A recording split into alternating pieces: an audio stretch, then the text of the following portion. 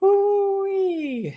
All right, welcome back to Product Like It's Friday, where we continue to work on the mental health app called Cocoon that Mary had envisioned many moons ago and that we started just a few moons ago. Um, you'll note that Mary is currently muted, and it's because she said there's like a noise concern where she is. And so on my part, I'll make sure to ask Mary a lot of questions. So she has to unmute herself over and over. And we can hear some background noise. I'm just putting that out there on the table. So okay, I enjoy that too much. But the last time we left off, we were coding. I was dealing with a bunch of sort of layout issues that were resolved at that time. And then I need to now go back and kind of restart my dev environment and then continue where we left off. So give me what I couldn't do before. I generally do it before I get on the call is I generally set up my environment. I'm just going to take a few seconds to do that right now. And then we shall be good to go. So, and then I'll share my screen once that is done and loaded. Okay. All right. Let me share my screen then.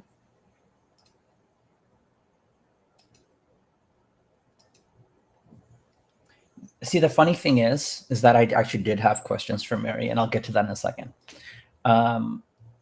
Where we kind of had left off, just in terms of the code, was, right, I do this, and, okay, yeah, all right, cool. Thank you, Mary, for production concerns. I had added a /mood how are you page. And so let's go to that page and kind of get back. I had intended to continue working on Cocoon throughout the week, especially like that weekend. But there were family events that I was told a long time ago. But then, I kind of put them in the back of my head and then nobody reminded me in between. And then I had to just, so it wasn't an entire surprise, but it came as a surprise. Just so you know, I can speak, but you may also hear random sounds in the background. I can't predict it. Okay, yeah, I think once we've laid that out, we put the now everyone knows the elephant in the room, so now we can be comfortable with certain issues up and down. The thing that I noticed, because I had not gone into this Figma, and then right before going live, I kind of just loaded this up. I didn't get time to start my dev environment, but I didn't get time to just glimpse at this. And I said, hey, this does not look like what it looked like before. A number of things here have changed. Mary had the last stream worked on the It's Complicated flow, where you get, and we did speak about this, right? Where you get, although I don't recall now, my memory is poor. I don't recall whether we spoke about this on stream or off stream. But when you do Is Complicated, you go directly into recording what you're feeling through words or through voice. And then based on what you say here, we process this information, and then we're immediately kind of giving you suggestions for more categorized feelings versus the regular flow where based on your range of mood level, you're given suggestions. And so that's one difference there. The other thing I noticed, there might be other changes that I don't notice, but Mary has now renamed each screen so it has a name instead of a number, and that can help correspond to the URLs that we're generating. So those are the two things that were fairly different from last time. And then what's interesting is this screen here is um, is off to the side, interestingly enough. And I don't know whether that has meaning or what is that is incidental. And I don't see a comment here, so I'm not gonna assign anything to it. It's more that like there are two, I guess, and I don't know if it's the best way to like organize the pages, but like there are two ways to input journal input input Right. journal input, and maybe they are separate pages, maybe they're not, but I see. like you Yeah. swap back and forth essentially. Got it. Yeah. And in this case, they will be the same page in terms of URL and so forth. And then the insides will change magically based on switching the direction here. Okay. So what my plan was to still kind of feel my way around every time. Like I said the last time, honestly, every time I start a stream, I'm hesitant to jump into coding directly because I'm like, what am I doing? What's happening? And usually all of these things aren't, I'm not as conscious about it because I'm not being viewed, or even now I'm not being viewed, but the feeling of being viewed, even present or future, is still kind of builds that tension up inside my head. So I'm just going to take a few minutes to sort of get resettled either way. I'm viewing. I know. I know. You count, Mary. I realized that right after I said it. But no, actually, I feel like I'm fairly comfortable coding in front of friends. It's the World Wide Web that kind of really adds that, I think there's a footprint too. Yeah. Like it's not just like in the moment you're being viewed. It's exactly the future. Like it's just you're laying the groundwork for future criticism. Like it never comes, like nobody said anything ever, but my heart feels it either way, and I feel like we have spoken about it, and I'm going to continue to speak about it because it happens every time. My plan here then was to lay out the components on at least some of these pages. I probably can do 1, 2, 3, 4 without getting into functionality, because my sense is just getting the layout will help me feel my way through it. And then because these pages are currently disconnected, I'm just able to quickly create the pages, hopefully get these components on there. It also gives me a chance to learn the components because I'm actually happy to spend that extra time up front getting familiar with some of the components in Prime View that I'm not as familiar with, so that later on, while I'm connecting things, there'll still be some blockers in terms of understanding what's happening, but I'm hoping that decreases over time. So having that said, let's go back here. And we were in that "how are you doing, Mary" situation. And the thing I was doing before, which was kind of jamming my flow, was actually, it is now. Oh no, yeah, it is now. Even like, I mean, I'm back here in this mobile view, and I'm noticing immediately with some annoyance. No, it is working, because when I went to 100 for whatever reason, like I don't want to deal with these exact issues of like confusion that I'm having here. Of like, I just saw this, like, oh, this is not. I was like, oh, the footer is not. I thought I worked on this the last time. I spent hours working on getting the layout right. I opened this up and the layout looks wrong. No, the layout is correct.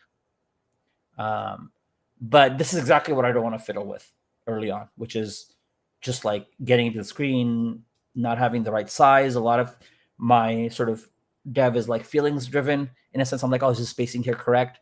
And when the size is off, and then I'm looking at the design, I'm not like, it doesn't feel correct to me. So even though I started off doing that, I felt like it took a considerable amount of time away the last time. So that's a learning for me, where I'm like, you know what, this is the deal. Look how much, like, okay, it's not the exact look and feel, but at least when I'm laying things out, I can work in this environment knowing that it's fairly mobile ready. And then even if there are errors, that's fine. I'll fix them later. But at least I won't be fiddling with the visual aspects early on, which was fairly kind of getting in my way the last time. So here I want these emojis. So that's just text. So I feel like I should be able to just copy paste that into the code somewhere. I'll start off by doing that, and then we'll just see how it feels. And that's correct. And I should be able to maybe even span it up and just say text large. Even though I'm not sure what the size is, I'm just trying to get a sense of the sizing and whether it actually will become large. It didn't change the size. My expectation, or maybe it needs to be like 2XL. Making sure that this is in fact there. Yeah.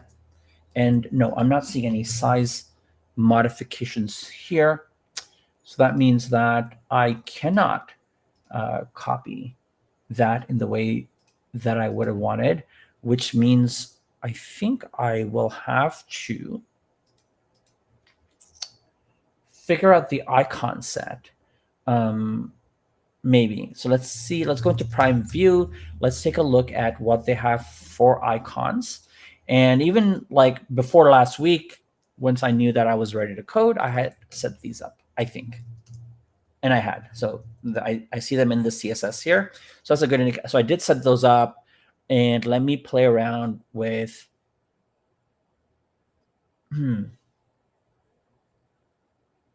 emojis are icons. And again, I'm not sure. My expectation would have been that font size would drive this up. I'll very quickly, just for my own confirmation, if I do 100px, that does work. Okay, so that's good. I'm glad I did that because my instinct was it should work, and I was going to find a different icon path, but it means I'm doing something wrong here. Which is what? This is just a span. And this seems correct, 24 pixels. Do I need to go much larger? Is that it? Is that the problem? Yes, that was the problem. So the problem was, I thought, because I don't have a sense of the thing here, I just chose a smaller size. That is a 24 pixel size. So I'm glad I didn't jump too much into that. But now that gives me a hint to maybe just check out here what the size is. So text 5XL. I was just trying to see base level. I thought 2 would have been larger than the default or the feeling of the default, but it wasn't. Okay, all that for nothing. That's fine. And we'll copy that and we'll paste that. And then we'll get that slider in the middle soon. And the other thing I'll do is this can become a div, and this can be flex call. Let's just say gap 2 for now, just as a starting point. And even that gap 2 seems very little. Honestly, at this screen size, I'm going to go 8, and I'll probably change it later, but I'm happy to just feel my way through this now. I'll add the slider, and then I'll look at the exact dimensions in a second. Okay. And so this slider, if we look at the details here, let's see if I can actually select the slider component. There it is. Okay. Yeah. And there's some settings here that Mary's used the Prime View Figma component setup to arrange. And then here we can see that the orientation is vertical. Here is horizontal. So let's actually take a look at, maybe I'll increase the size here. So it's slider.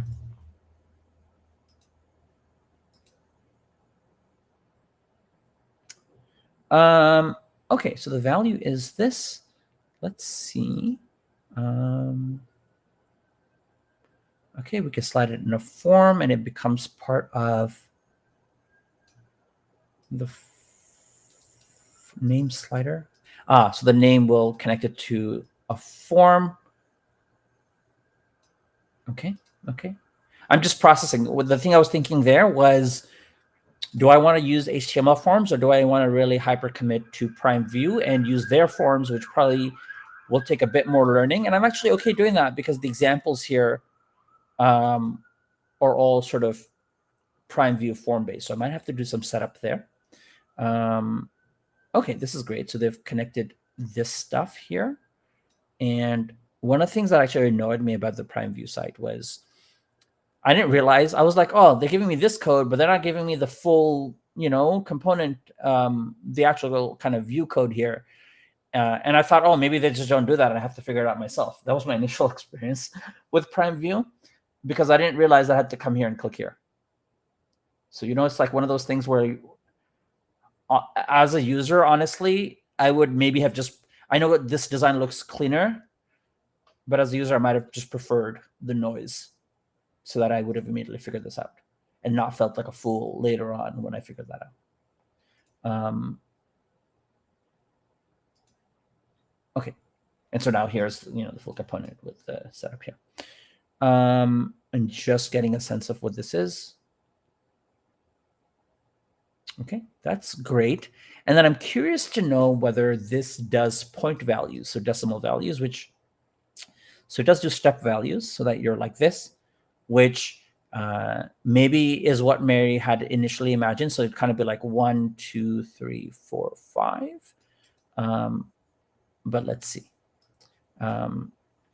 Just off the bat, because it's a feeling,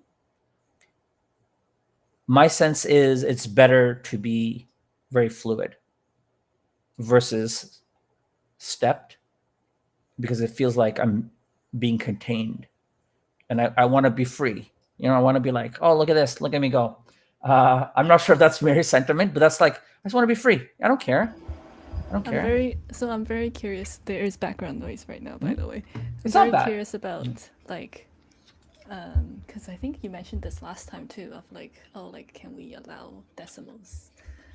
Yeah, because it's hidden, because the number, we're never showing you the number. So I like the fluidity of this, and even if we keep the range to 0 to 50, and you just are able to, this would be 3.9, for example, or 38 would be 3.9, and then we kind of figure which one you're closer to. So I actually like it. It is a tiny story. When I was younger, I would write diary in a way that I will be like, oh, what's my mood today? And there are many entries where I'm like, 4.98887. Really? Oh, wow. 887. so all right. No, that's a great. So this is correct, even though I don't know why you abandoned your old ways and kind of, I think, you did go integer. Yeah, I think the smoother, more nuanced nature definitely helps as a user experience. Yeah. I think I went with the more limited step. I don't know. I think I got in my own head about we need to show these moods if they select the step, and wasn't sure how to do the that logical when it's aspect more of it. granular. Is that related to why you want to deep dive more into coding, as we had spoken off stream? Is that kind of, that's one of the cases where maybe you might not have made that decision if sort of there was more entitlement level of the background logic? Yeah, for sure. Understanding the impacts of design decisions. Yeah. But also it seems fun. It's fun. Yeah, it is fun. It is fun. Okay, so it does range in terms of dual range here, it seems, although, oh, that's nice. And again, look, when I looked at this here, it was, I don't know if the Prime View people will watch this, they won't, but when I looked at this and this, I was like, how's that information being stored in value? And I feel like at a glance, that information is important to me as a user here. And maybe I'm a very unique user. As a user here, I care more about the details than about the cleanliness. I don't want this to be hidden up front. Honestly, I would love to see code examples like this, because I can glance at this and this, and I know exactly what the data format is. Here, because now all this experience of data format have been a single number, that's where my brain is. And now I have to take extra steps to be like, what is this? Okay. Let's, I'm just the guy that's going to expand them all the time.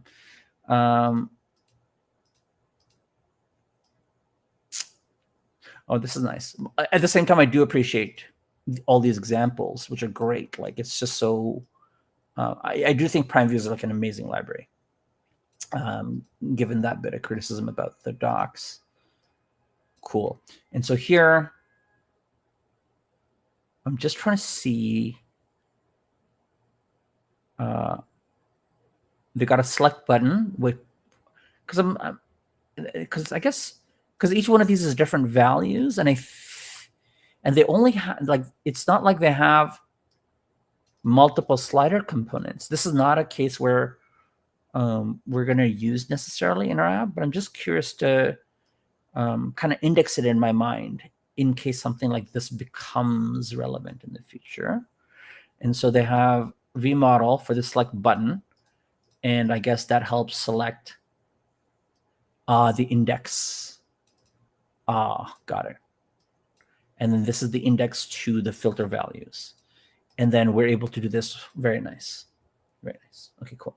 I see. I rarely ever use this like this. I have in the past, but it's not one of the things that I've really internalized in Vue. Another thing I actually have not internalized in Vue, oddly enough, is like this dot number. Like I know it's there. I read it in the docs, but it's not quite in my heart yet. And I'm always pleasantly surprised every time I remember it. I'm like, oh, that's really convenient, which this is another convenient thing. And now we're able to, instead of having like a loop in order to generate multiple slider components, we're able to use a single slider component and store those values in an array. What I'm actually looking for is to see whether this value is decimal based, but it actually doesn't matter now. So I think I'm happy with what I need here, and just glancing through, there's nothing else. I've come to the end, which is great. Okay, so the non-step version is what we wanted. Because there is going to be like a vertical and a horizontal version that are like this tech, like in the background, it's the same thing. Like how are you thinking about that? It's actually fairly simple. Like, which is, so when I glanced over this was enough. I mean, in this case, this happened to be enough to let me know that the orientation here will be in this, so that it'll be driven by the same data, but on the new page, that component will be duplicated with the other value, and that will be super simple to do. So literally, honestly, it's very much like when you look at these things in the settings here, these, in this case, all of these should equate to an attribute that we're passing to the component that they're of. Now, it's not always the case, because I'm not 100% sure with how their Figma stuff is set up, but I would assume that 90% of the, because when I look at this, I quickly glanced, for example, state. I don't know what that does. Indicator position, indicator 2, and I did not see those in the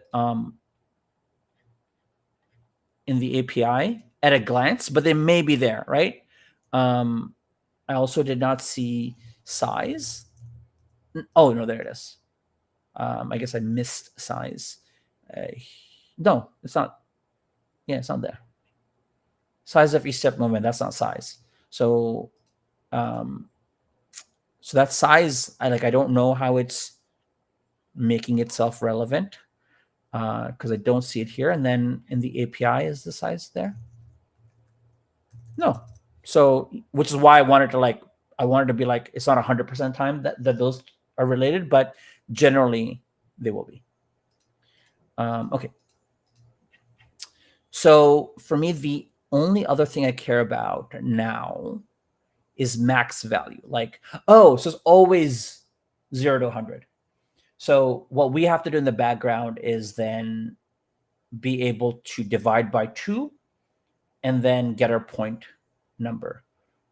So by default it's 0 to 100. I don't see, like, they haven't, actually, no, there is a max, right? I think we did see, no, we didn't. Did we see a max somewhere?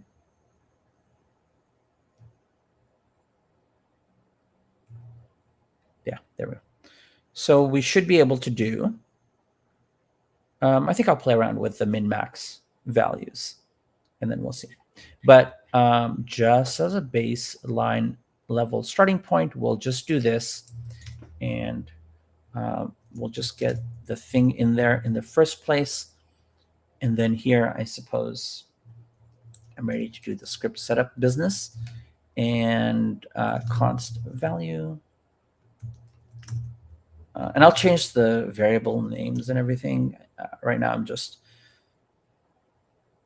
here to get the info, and then I'll just do, for debugging purposes, this pre-tag, which gives me the output value.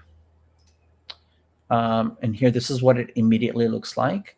Let's actually get that vertical orientation. And because Mary, in this case, I have my, because my IDE is set up, usually typical, if you're using Cursor VS Code, they come with that setup. And there's some extra stuff here, but you can see field orientation. So I have this autocomplete because PrimeView did a good job of typing everything. And so now I can do orientation. Now I can see, these are the options I have. So that's the extra part to the question that you were asking before. So, and now we have this, and we can, while we're here, let's go ahead and do that. Yeah, I think this is what I wanted to do for the most part, which is just centering everything, right? And then I'll deal with that spacing up and down in a second.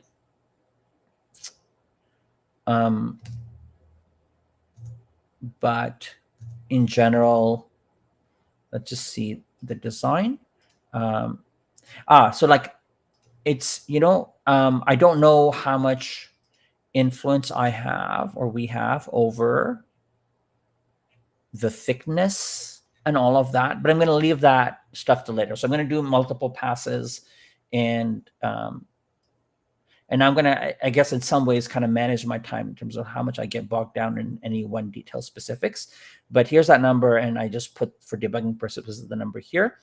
But I will spend some time playing with sort of this min-max business. And so I think min is 0. And max, if I can say something like 5 for now, just to get a sense of what it does. When I refresh, okay, because the default is 50, so let's make the default 2 instead. And now we're like this, and it is auto-stepped, which is interesting.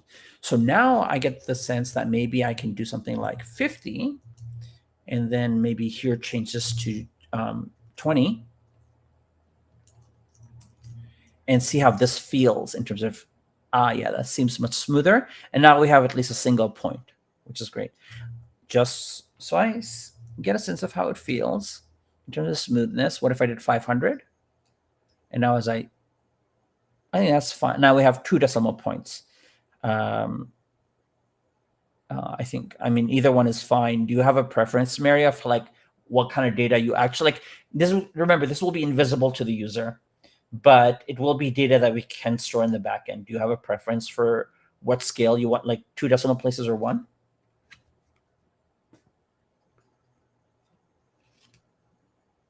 Oh, I missed this here. We're getting, can we do 100? Yes, we can. We can do 100, but the reason I did on a 5 scale is because I want to divide by thing to get the 1 to 5 range. But if we do 100, then I don't have that scale anymore. So ultimately what will happen, let me just say, let me actually give you const, I'm going to call it mood level, let's just say. And it's going to be a computed value of, so, it's kind of assuming what we want, Mary, it's already doing the job, but I just want the mood level number. And so I will just adjust it to what I was thinking, and then you can let me know what it feels like. Mood level is, so I'll start with the 500 range, which is return value divided by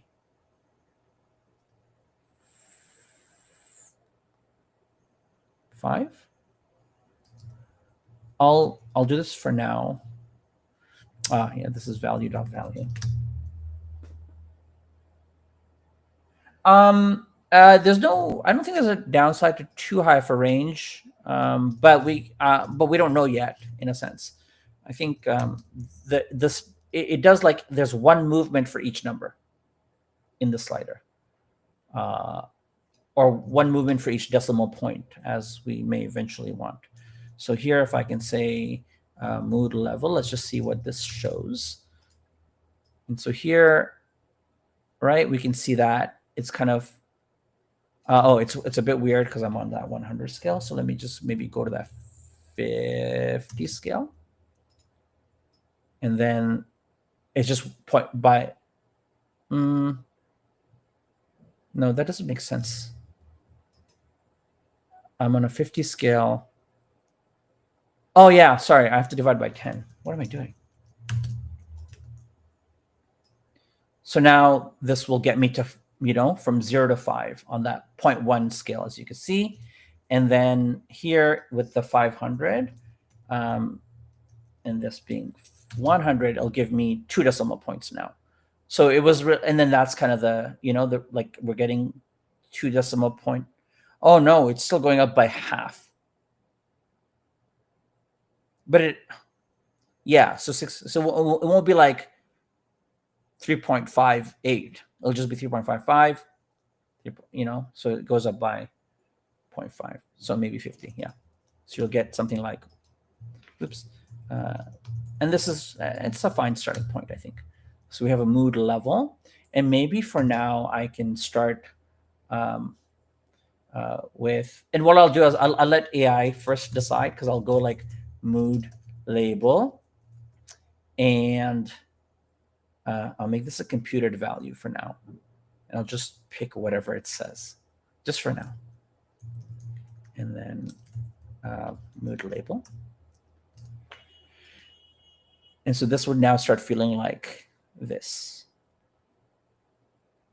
And I think what you had wanted was it to be like right beside it. So that's what I'll, we'll deal with that later. I just wanted to, for now, at least lay some components out. Let's get your labels in there.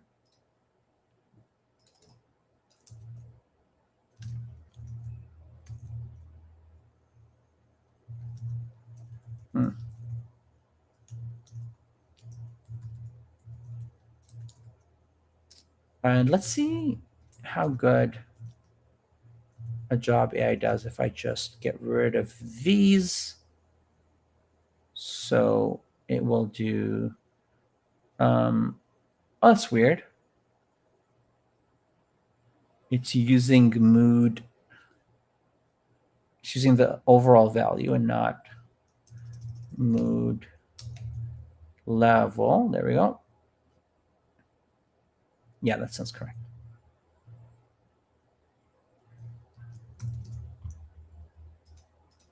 And now we're kind of getting this amazing, and now you could still be in that 0 point the moment you hit. So even 1 is shitty, and then, oh no, hold on. That doesn't feel right. I think it should be this, but let's see. I mean, we'll just get feedback from Mary in a second. Yeah, I think it's a 0 bit, but let's see what this feels like. So now when we're 0 to 1, and then now we switch to mediocre, we switch to okay, up to 3. And actually, let me just give this a little bit more space. Okay, this I do want to be larger, so I haven't yet adjusted this. But 3.5, 4. Yeah, this feels right. 4 plus, we're in the amazing range. I'm just for curiosity, if you don't want to, maybe that's okay. Are you willing to unmute for a second so we can feel? Yeah. No, I think this is great. Okay. No, I wanted to see what your background noise was. Oh. I didn't want your feedback. I just wanted I wanted to know what you're avoiding. You wanted your ears to get blasted. No, it comes and goes. Yeah. But it's pretty loud when it does come.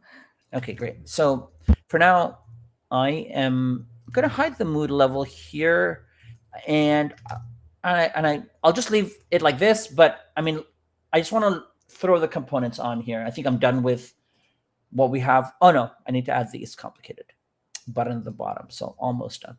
And then I think we're done with this page. So we have this div here. I think it's okay for me to function in this div broadly. So I'm going to say flex call here as well.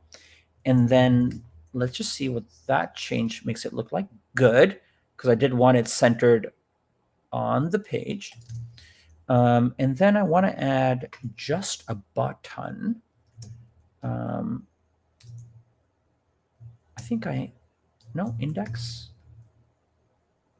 Yeah. I have a bunch of buttons here. I'm just going to copy one of them here.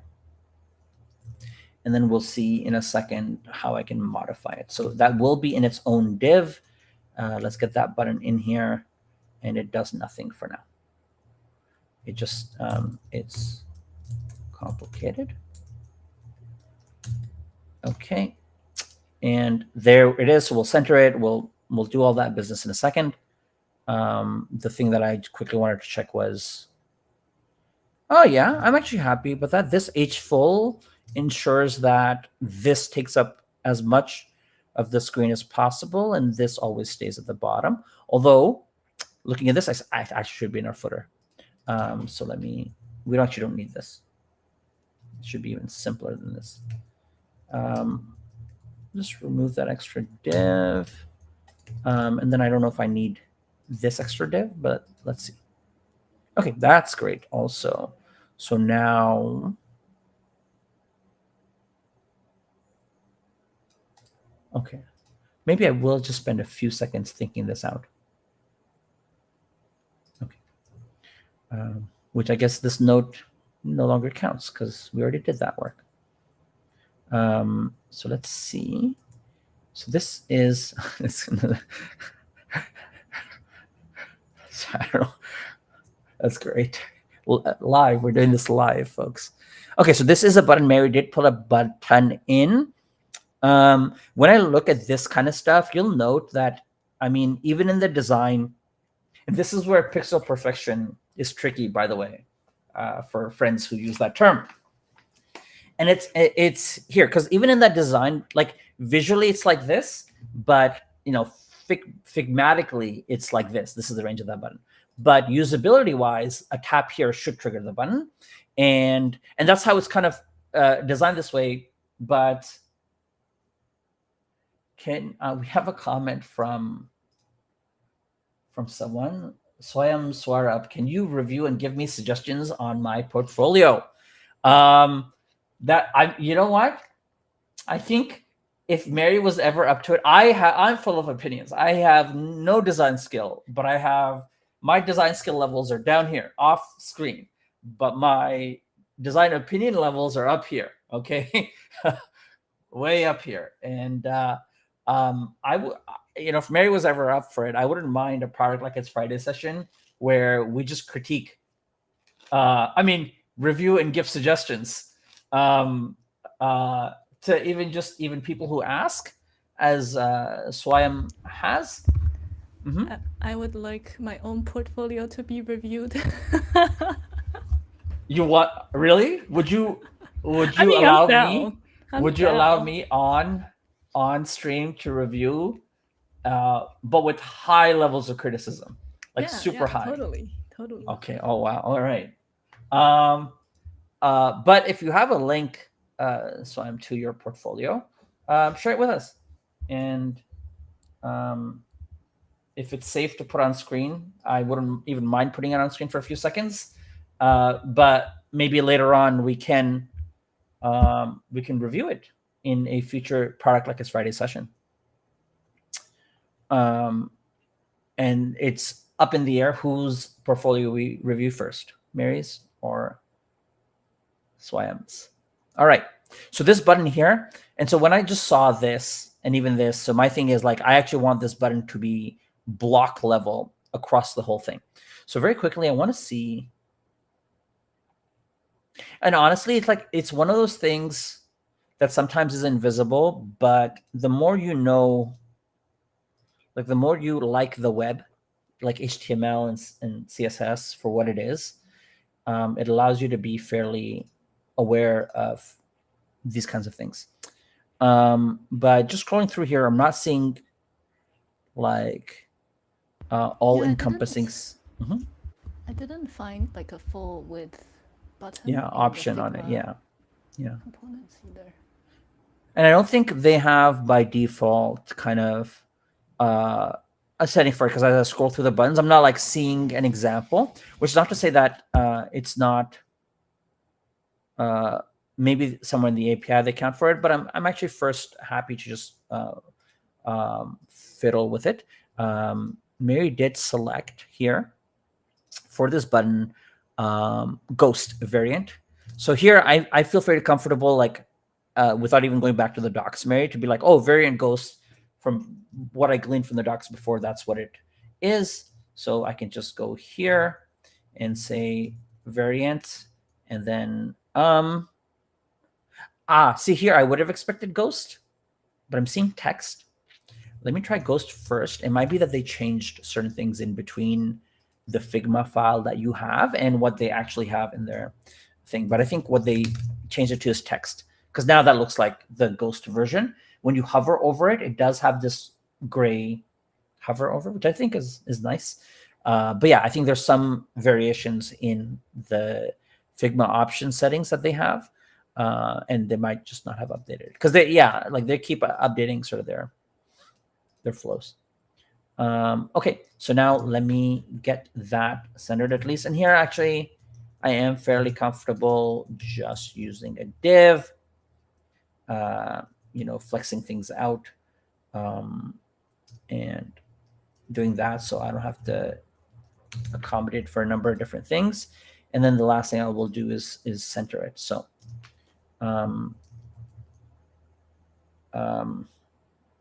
It just occurred to me that there is a UX flaw maybe on this page, okay. and that is like I think it's not as bad on mobile, but on the web, like if you're like moving the slider around, I think originally I was like, oh, like when you release, you go to the next step. Yeah. But I don't think that's necessarily a good interaction. Like I think the user should be able to like, turn it around and then go to the next step. When you said turn it around, I how do you mean? move the slider around before like being like, yeah, this is how I'm feeling. Why do you say that? Because I think when you start interacting with it, you don't really know what the scale is yet. Yeah. I see. Yeah, that makes sense. Okay, and I think this is an interesting discussion, right? So let's think about it. Because I do have a thought in reverse, which is, let's say, you're a first time user, you start kind of just playing with it. I totally get the idea of like being surprised that this takes you elsewhere. Mm-hmm. But it does. But maybe is that so bad? Because like, oh, it's not what I wanted. Let me press back, and now I know. Now I know. Now I've learned. I think either one of those concerns is fine. And generally, I'm happy with either way, really, because like that's a one. But and the really question is, what do you want that first time experience to be? If you still like that interaction but don't like the information that we're giving to the user, but then I don't know if there's another UI pattern where, or some way for us to let them know what's going to happen, but maybe that's adding too much upfront. Up to you. Maybe we can just stick with it and just see how it feels as well. Okay. Yeah, it's not a big deal, honestly, to change it back to kind of some kind of button based thing. Another thing is like when you move it, a button may emerge here as well. Mm-hmm. Like you have a bunch of options on how you want to deal with it. The button can be either persistent. Yeah.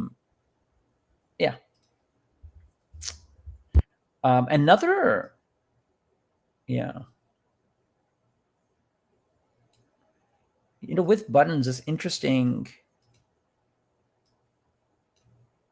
So there was some debate on Twitter many months ago. I'll describe this very briefly, which is, so here you have a button, right? And now, and maybe just for illustration purposes, I can remove this variant so we see the full thing. So here I'm on the button. Now, what do you consider activation of the click? On mouse down or on mouse up?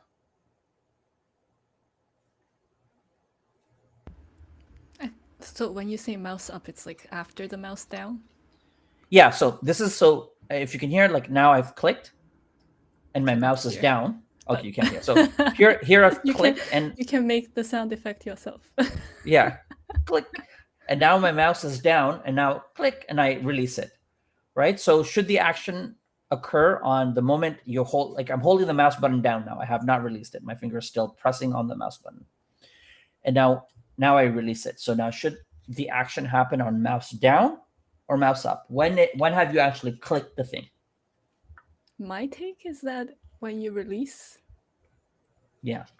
And that's the default web's take. Okay. Now, typically, like sorry, my bad. I misspoke there. When I said the default web's take, I don't mean people on the web. I mean Yeah. browser functionality, right? So default browser functionality is when you click and hold down, it's not you haven't registered the click. Yeah. It's mouse up that then triggers the action. However, in order for a desire for speed, we're speed demons. Everything needs to be quick, reactive, instant. And now they've gotten to our clicks. So a lot of the web feels that on mouse down, it should trigger for certain components. Not all the web, just there's a debate. Honestly, this debate happens.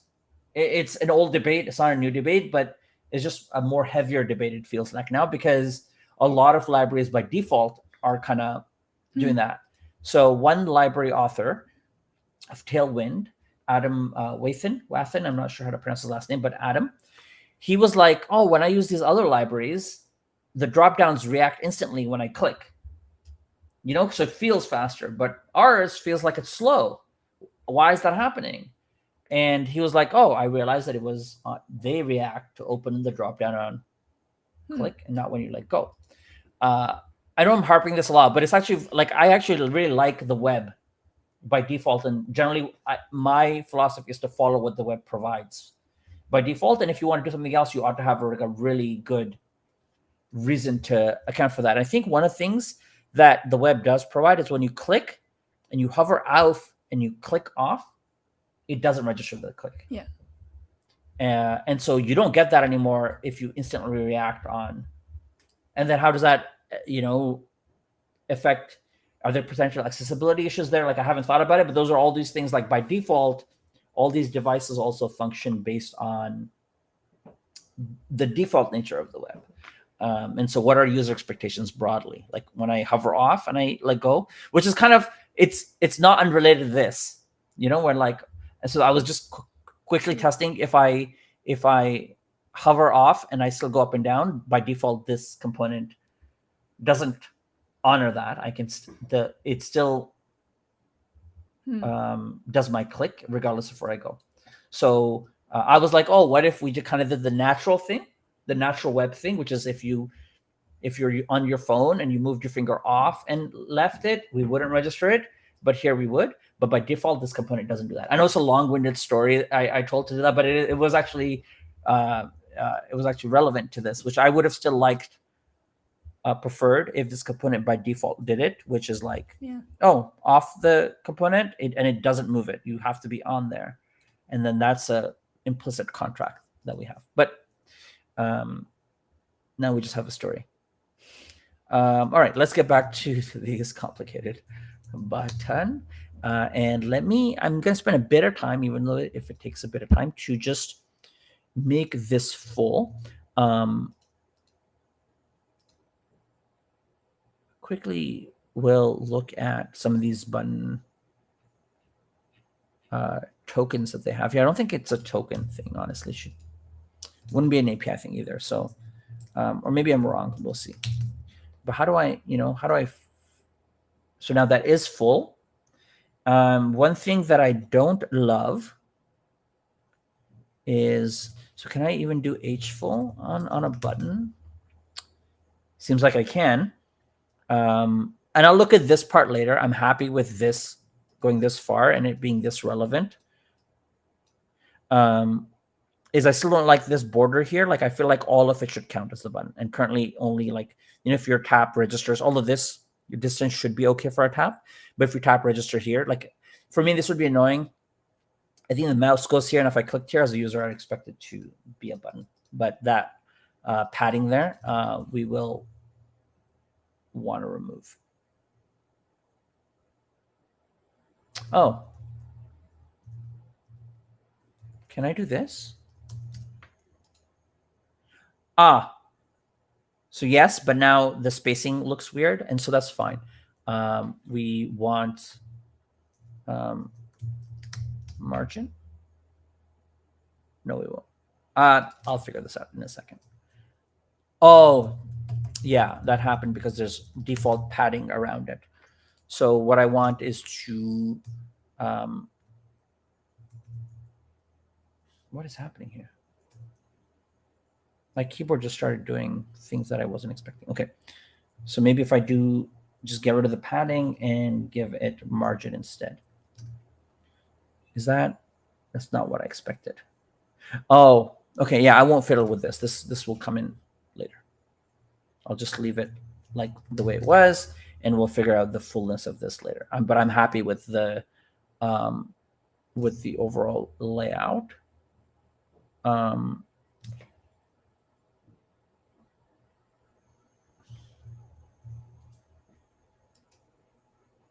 I'm noticing something. No, I'm not noticing. My eyes are blurry. Okay, that happens. Obviously, that shouldn't happen, but okay, fine. But my eyes are blurry. Okay, okay, I'm actually happy with this page. The other things are just to make this larger, to adjust the spacing there, and those things I'll take a look at later. Okay, next page. So I never came back to share his portfolio link. All right, feelings. What I will do is I'll just copy paste this page and then modify it just for my own ease of use.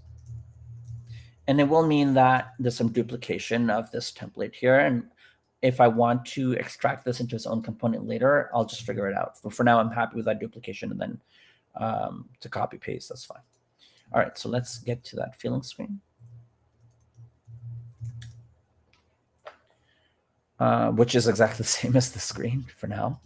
And here we have this prompt. Oh, links are not allowed because I don't see the link. I'm curious whether, oh, links are not allowed. Thanks for updating us. So I'm wondering if there's another way for us to get a link, but or maybe, Mary, if you don't mind, can you check our actual YouTube page? Because we're in kind of this restream flow, and I wonder whether our YouTube page has some extra comments, or I don't know if you have any ideas on how to like get feedback from users or viewers. Let me check. Thank you. And then here, I'll go ahead and modify some of this text. Oh, great. So these elements will shift here. So the relevancy of this actually being there is actually pretty good. And then I'll just have to be aware of the size here is 2XL. Great. So I'll get rid of this orientation bit. That value and mood level will stay the same. I can get rid of these labels. And then this becomes 2. And then this becomes flex row. I think item center justify center should not be fine because we'll still need to adjust this, but for now that's okay. And then, here's where I will kind of quickly step into something like this where, initially, okay, maybe we'll work on the size, but that's kind of what it looks like. And then the other components will go around it. So I'm pretty happy with that thing. And then we have some text here indicating I'm feeling. And one thing I noticed is I'm using divs here. Honestly, I should be using headers. When we talk about the properness of the web, it's one of the things that is slowly getting lost, is like as people jump into frameworks, instead of kind of learning the web first and then going into frameworks, is even I'm, kind of, even as someone who wants to talk about, the properness of the web or whatever, clearly I'm losing it, like over time, just by default, even I'm losing my own principles. You're losing it? Yeah. Like I'm losing, like naturally I made it a div, and where maybe X number of years ago I would have naturally made it H1 or H2. I was like, this is important in terms of webness. And so here I'm thinking this becomes kind of an H2, the I'm feeling bit here.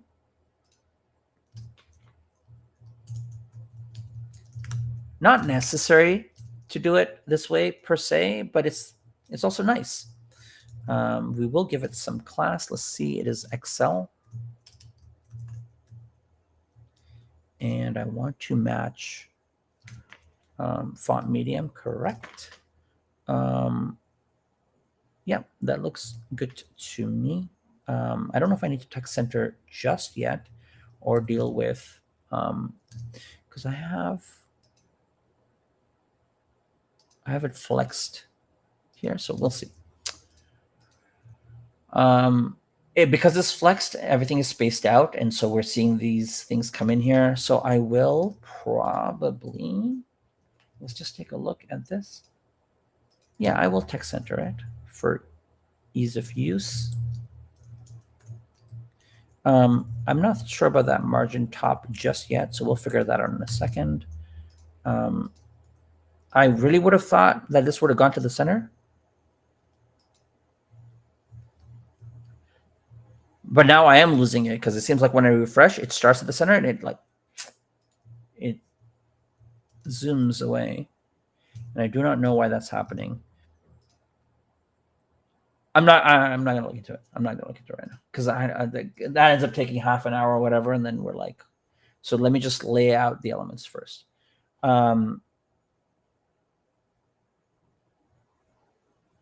Okay, that's fine.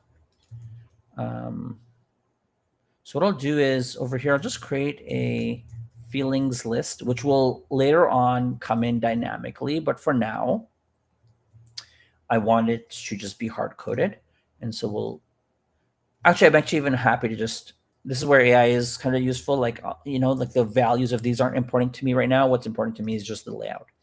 So I was like going to type these out individually, but now I'm just like, okay, well, this is fine.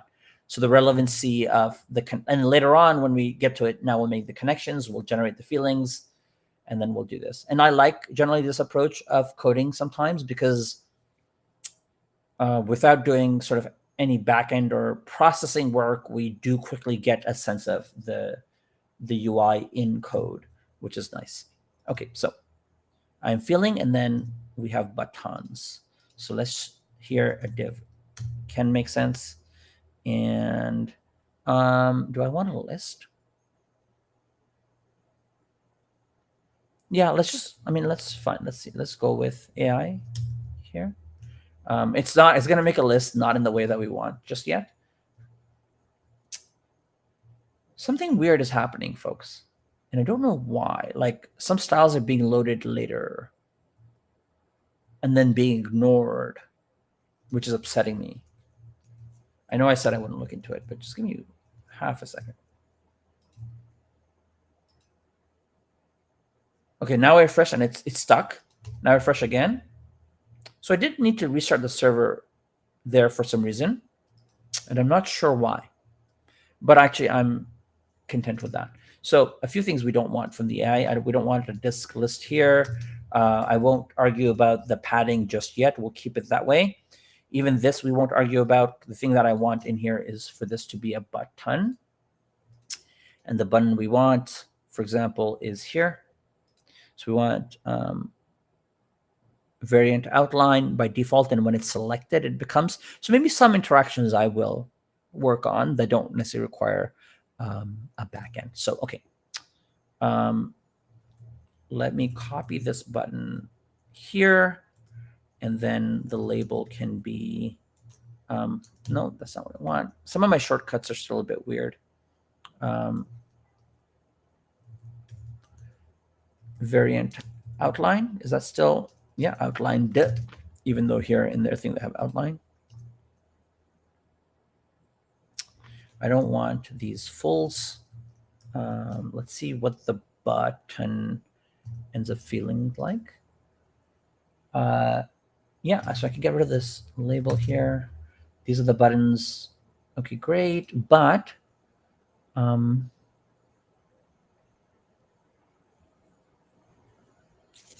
oh, okay. I was like, why aren't they green by default?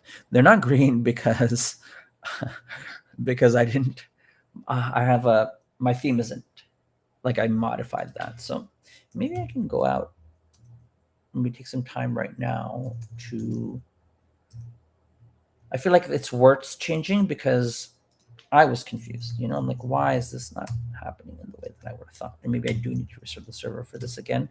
And let's see if by default those don't show up greenish. They do. It's hard to see here, but they do. There's like it's you can kind of see the greenness to it. I think in addition now, I feel like we should be able to do text primary. Let's say. Well, let's start with a 500. Let's see what it feels like. So when I did this, I would have expected. Oops. I would have expected that to have been green. I think because of this, I need to also get rid of all of this actually, and really just use the default color scheme, because otherwise then it and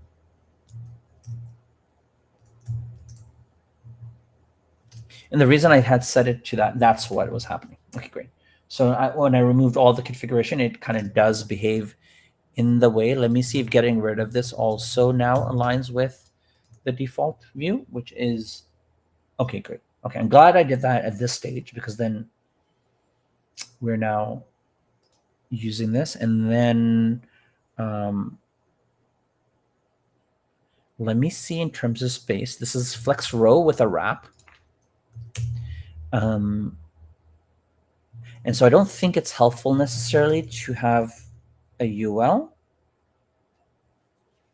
So now I'm kind of thinking I just go straight up div here. And then here, honestly, I'm feeling like template is fine, and we can get rid of this class large here. And whoops. So that's okay. And now I can be flex wrap. Yeah, why don't we do these things? And then so in a second, I'll work on the spacing in a second.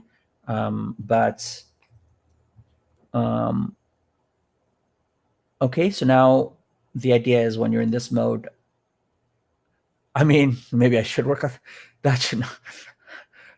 No, it's just see, it's a whole full phone thing. So this is what it will end up looking like, and the spacing and the iconage we can change in a bit. Okay, so that's fine. I'm actually happy with that outlook. Let's go back here. Let's add the icon. And this icon is square. And I wonder where or how we got it. Let's see very quickly whether the default icon set from Prime View provides us with that. If not, we can, in this case, it might be useful for us to. So I don't see a square. There's checked square, and even this checked is kind of like breaking this. Let's see what Mary had. Mary had a proper one. And then where did you get your icons, Mary? I think it's just from the library. Let me see. From Prime View? I think so. Let me just see if I can find them. Because when I look at this, let's see, let's look for square, maybe because the search. These are the only square options, so that they don't have a default square here. Oh wait, okay. Mhm. Sorry, I think You stole them? I stole I stole them from Next. Oh wow, that's fun. That's hilarious. Okay, no worries. What so yeah, I mean they do both these libraries kind of handle icons in their own way. I wouldn't mind trying something like font. So what I can actually do, it doesn't matter whether, because I can just take the SVG of these icons and get them in here. That's not a problem. However, I also, so this library kind of does icons in various ways. It does become easy when you use either prime icons or something like Font Awesome, because then you don't have to have the SVG in there, or I don't have to create those icons manually. They're there. The other option is for us to use something like Antfu icons. So Antfu is Anthony, who has created many helpful libraries in the JavaScript ecosystem at large, but specifically for specifically for Vue and Vite. So it seems like this library is now, it's recommended to use this unplugin icons. When I said unicons, you know how I meant to search for unplugin icons. And here, this allows us kind of auto access. So maybe I like the idea of using this potentially. Let's just see.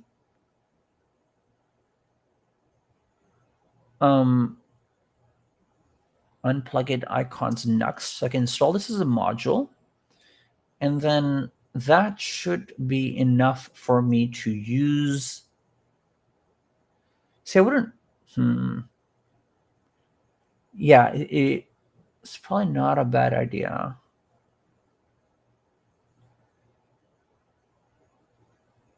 For us to figure this out now, because icons are otherwise fairly useful generally and broadly everywhere. So yeah, there'll just be more icons. And yeah, like I think I'd assume that Mary is also okay with just using what we have available. But what this does, very similar to Nuxt actually, because Nuxt gave it to us by default. Sorry, I'm just my mind Next icons. My mind is kind of going all over the place because Nuxt UI gave it to by default, but Nuxt UI leverages Nuxt icon.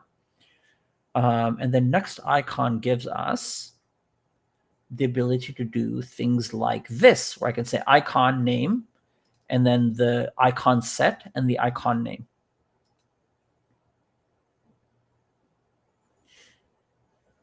And if this kind of all happens automatically, that's a very nice feature.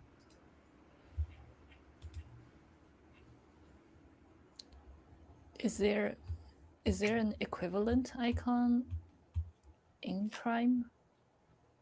There isn't. They have a limited icon set. It's actually, I think, worth using a different icon set for sure. And so I think we should be able to.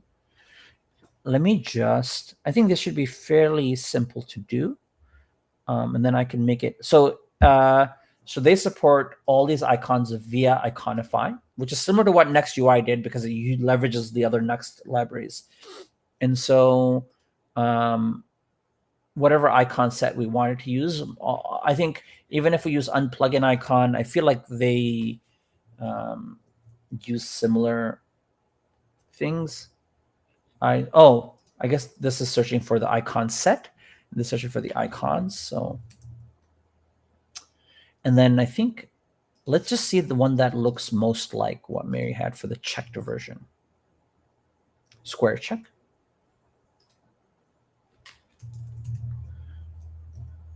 And we have this, which is coming from Tabler. We have this, which is coming from Tabler as well. This is Lucid.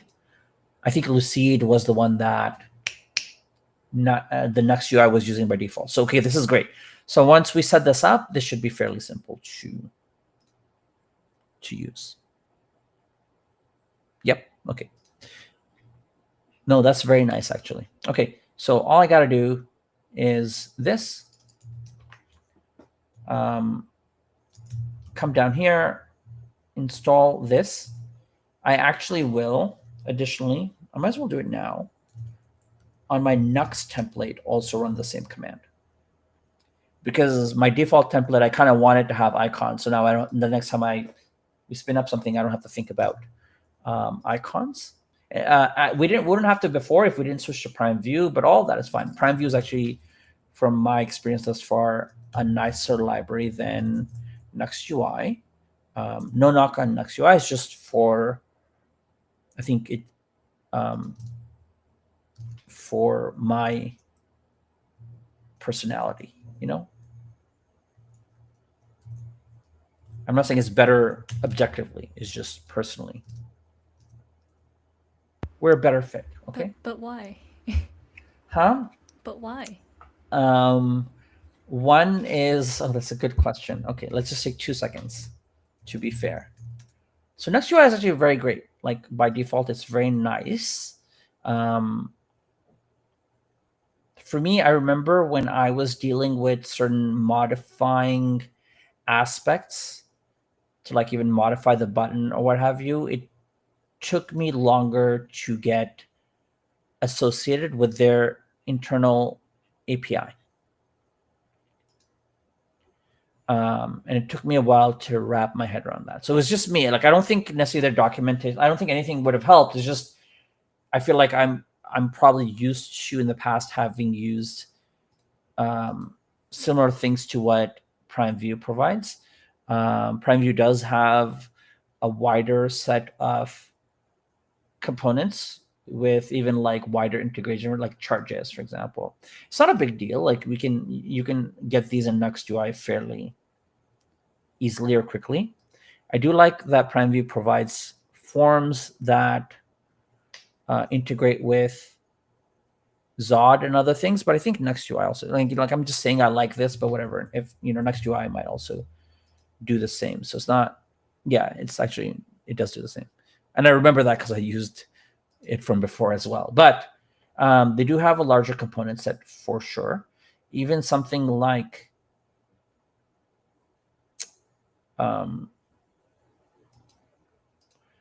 each one of them has their pros and cons. But I did like the pass-through business here, which, maybe Nux UI has.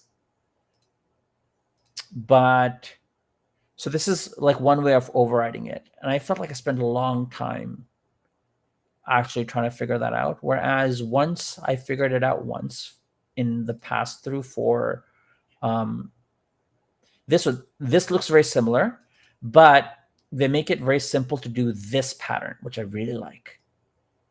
I think that's one of the icon set. Sorry, not the icon set, but the component set. It's broader, and then this I really like for overriding purposes. This is very so you could do it in this format, which is very similar to Nux UI, or you could do it in this format, which is very fluid and simple to reason about at a glance. Sometimes you actually do need to use this if you want to use functions and options, but most of the time you could get away with the simpler outlook here. And so that generally is, and Prime View has so many features. It's ridiculous. It's actually overwhelming. And so it's important to kind of limit yourself as you're using it. Cool. Okay, having that said, let's... One sec. So yeah. I made a I made a public form that anybody can use to submit Ooh. something. How do you feel about that? Before I just send it. Oh yeah, I mean, sure. I don't. Let me actually load it up here. Oh, cool. I'm gonna bring it on screen then, Mary. Yeah. And here's a public using Notion. Mary has brought this form where you can kind of submit things. The other, I mean, in the meanwhile, though, Swime's kind of taken some liberty on his own to share his GitHub, which let me just, yeah, why not? Let me just, the thing I always want to be careful about is like not just putting anything on stream without knowing what I'm going to see. So I'm going to just off stream load. nothing, no knock on anyone else. I just want to make sure that things look We fine have a here. reputation. No, just I want to make sure. I want to make sure, and so we won't necessarily Swam right now go in detail into the portfolio, but I will pop it up on screen. Both your GitHub. So this is your GitHub, and the technologies that you're using, and then I believe this is your front-end developer portfolio side where you talk about your works here.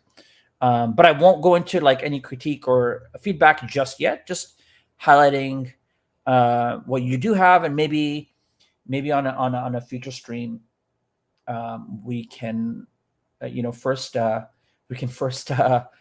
critique Mary and her portfolio, and then we can critique yours. So thank you for sharing. I really do appreciate it, and thank you for being crafty in terms of like, hey, go through my GitHub profile. Here's my username. That's some good stuff. All right. Let's just quick. I only glanced at this form.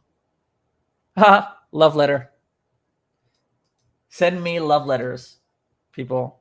You can send Mary love letters too, but I explicitly asked for them first on stream. I just want to say, or something you want to see. I wrote that. I wrote that specifically for you because Thank you. I appreciate it. Yeah, absolutely. Send me love letters. Big fan.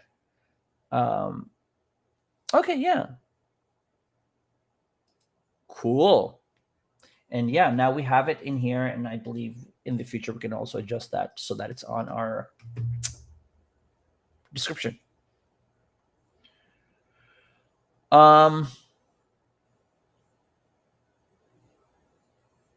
Okay, the other thing I do want to check very quickly. Oh no, we should be fine. Was I wanted to make sure there was no conflict between the component that we use in Next icon, which is the icon component, and what Prime View is providing. And that shouldn't be a problem, because what Prime View does is it uses kind of this text business, and ultimately this. So I think we should be fine over there. Although, like, I am a bit torn because there are simpler ways of using the icons without component icons. To do this seems nicer and easier versus having components that are SVG. But then the trade-off is that you need to have the CSS icons loaded. So can't have everything. Okay, so just quickly, when using Tailwind 4 with the CSS mode, you should configure a CSS layer. I'm not sure we need to do this. It's highly recommended to install the icon set data locally. I'm not going to do that.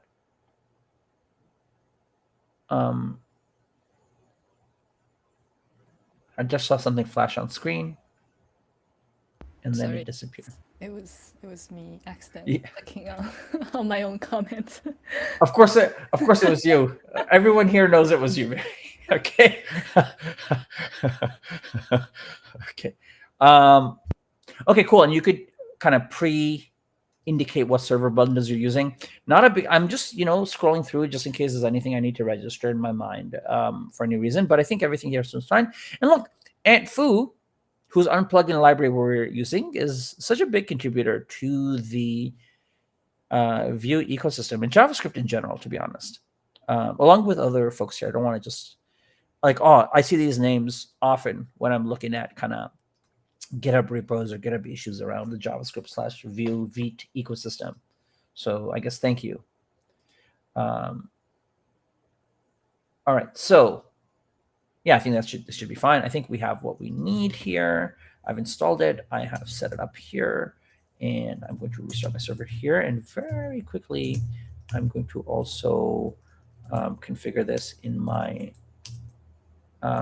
default thing here. And once that's done, I have it everywhere. And I can get rid of this, come back here, and that should be fine. And now I should be able to just dump an icon on the screen using NuxUI's code here. And so we'll start off with this GitHub icon that they've provided. And then we'll change it in a second. So let's just go over here. I'm on my I'm feeling screen. And what? Okay. And here, what if I just did this? What happens? If it just works, oh, fantastic. So now I should be able to do something like Lucide, which was the icon set I believe we were using, and Square. Beautiful. Okay. So that's definitely time well spent. Square, check. Check. Fantastic. And now I can look at the button API to see. So I think it's worth mildly covering quickly on Prime View. So by default, it uses this kind of textual basis for getting the icons, which is CSS based. Later on, I won't do it now just because it'll just take more time. I want to see whether this actually, Next Icon provides it for certain libraries, because I think most of the libraries like Font Awesome and a bunch of other libraries do provide this somewhere. But I think the default way that Next Icon is doing it, my assumption is, and okay, let me just verify this assumption before I speak too much, is they're using SVG. They are not. So can I just copy this? So can it just work? Can life be? Can you have everything? Can we? Let's see. I can just say icon, this, whatever CSS text, and it should just work. You just have to learn that this is the variation. Now, it might not work because the triggering of loading this icon might happen through the icon component. So that will, so no, we can have everything. No, we can't. What just happened? Do I have to restart my, I don't know what's happening. Like something weird is happening.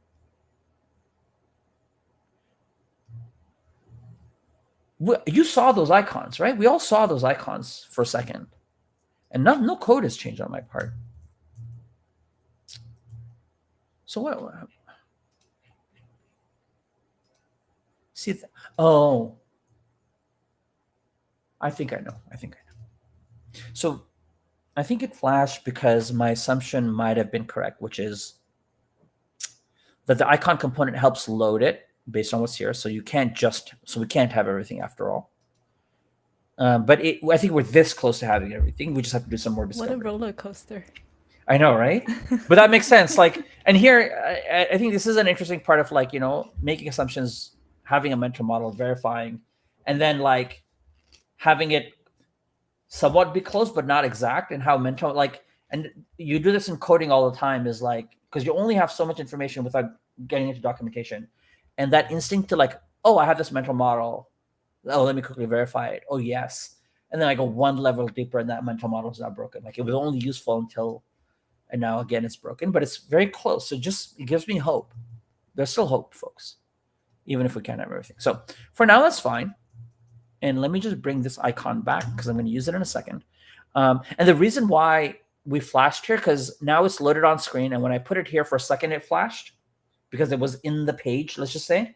And then it disappeared because when I refreshed it, this was no longer there.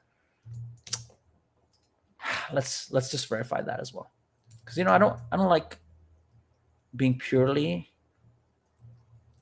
out of my ass talking. This works. That now I've solidified my mental model through proof, which I feel like if you want to be like an excellent programmer, you ought to like be doing this continuously, building mental models and verifying them. And when your mental model versus like, I think I say this from experience of having taught people is, and being there myself, maybe at some point a long time, like when I was a child, which is we we're so eager to be right that if we even see half a sense of proof or like verification or validation, we're like, that's it. And we solidify instantly. And then we're like, we're insistent on making our mental model work. And then we fight reality because it doesn't work. And that's where a lot of people quit programming, because they're like, my mental models are so wrong all the time. And them getting used to validating and letting go or building around your mental models over and over all the time, if you could get used to that, you're now, helping yourself go to the path of being like figuring things out, not giving up too soon, and then becoming and that's what helps you become a better programmer. Okay, so now that I feel good about myself, having validated, and now being right, I love being right eventually. So now we'll just use the other option, which is good because, and part of me covering this is also like verifying. I wish that in this icon example that Prime View had indicated the other path to using icons, because they don't. I think everywhere they have it, they have this format in their docs. But if we go into the API, they have slots. And the slots provides an icon slot and a loading icon slot, which allows us to overwrite it. And it would have to be done like this now. So we'd create the button, open it up, and now we'd have a slot for the icon. And then we would, in this case, just copy or cut and paste this here. And this will allow that icon to appear within the button. And now when I refresh, by default, it appears. The thing that I guess we have to do is give it a color.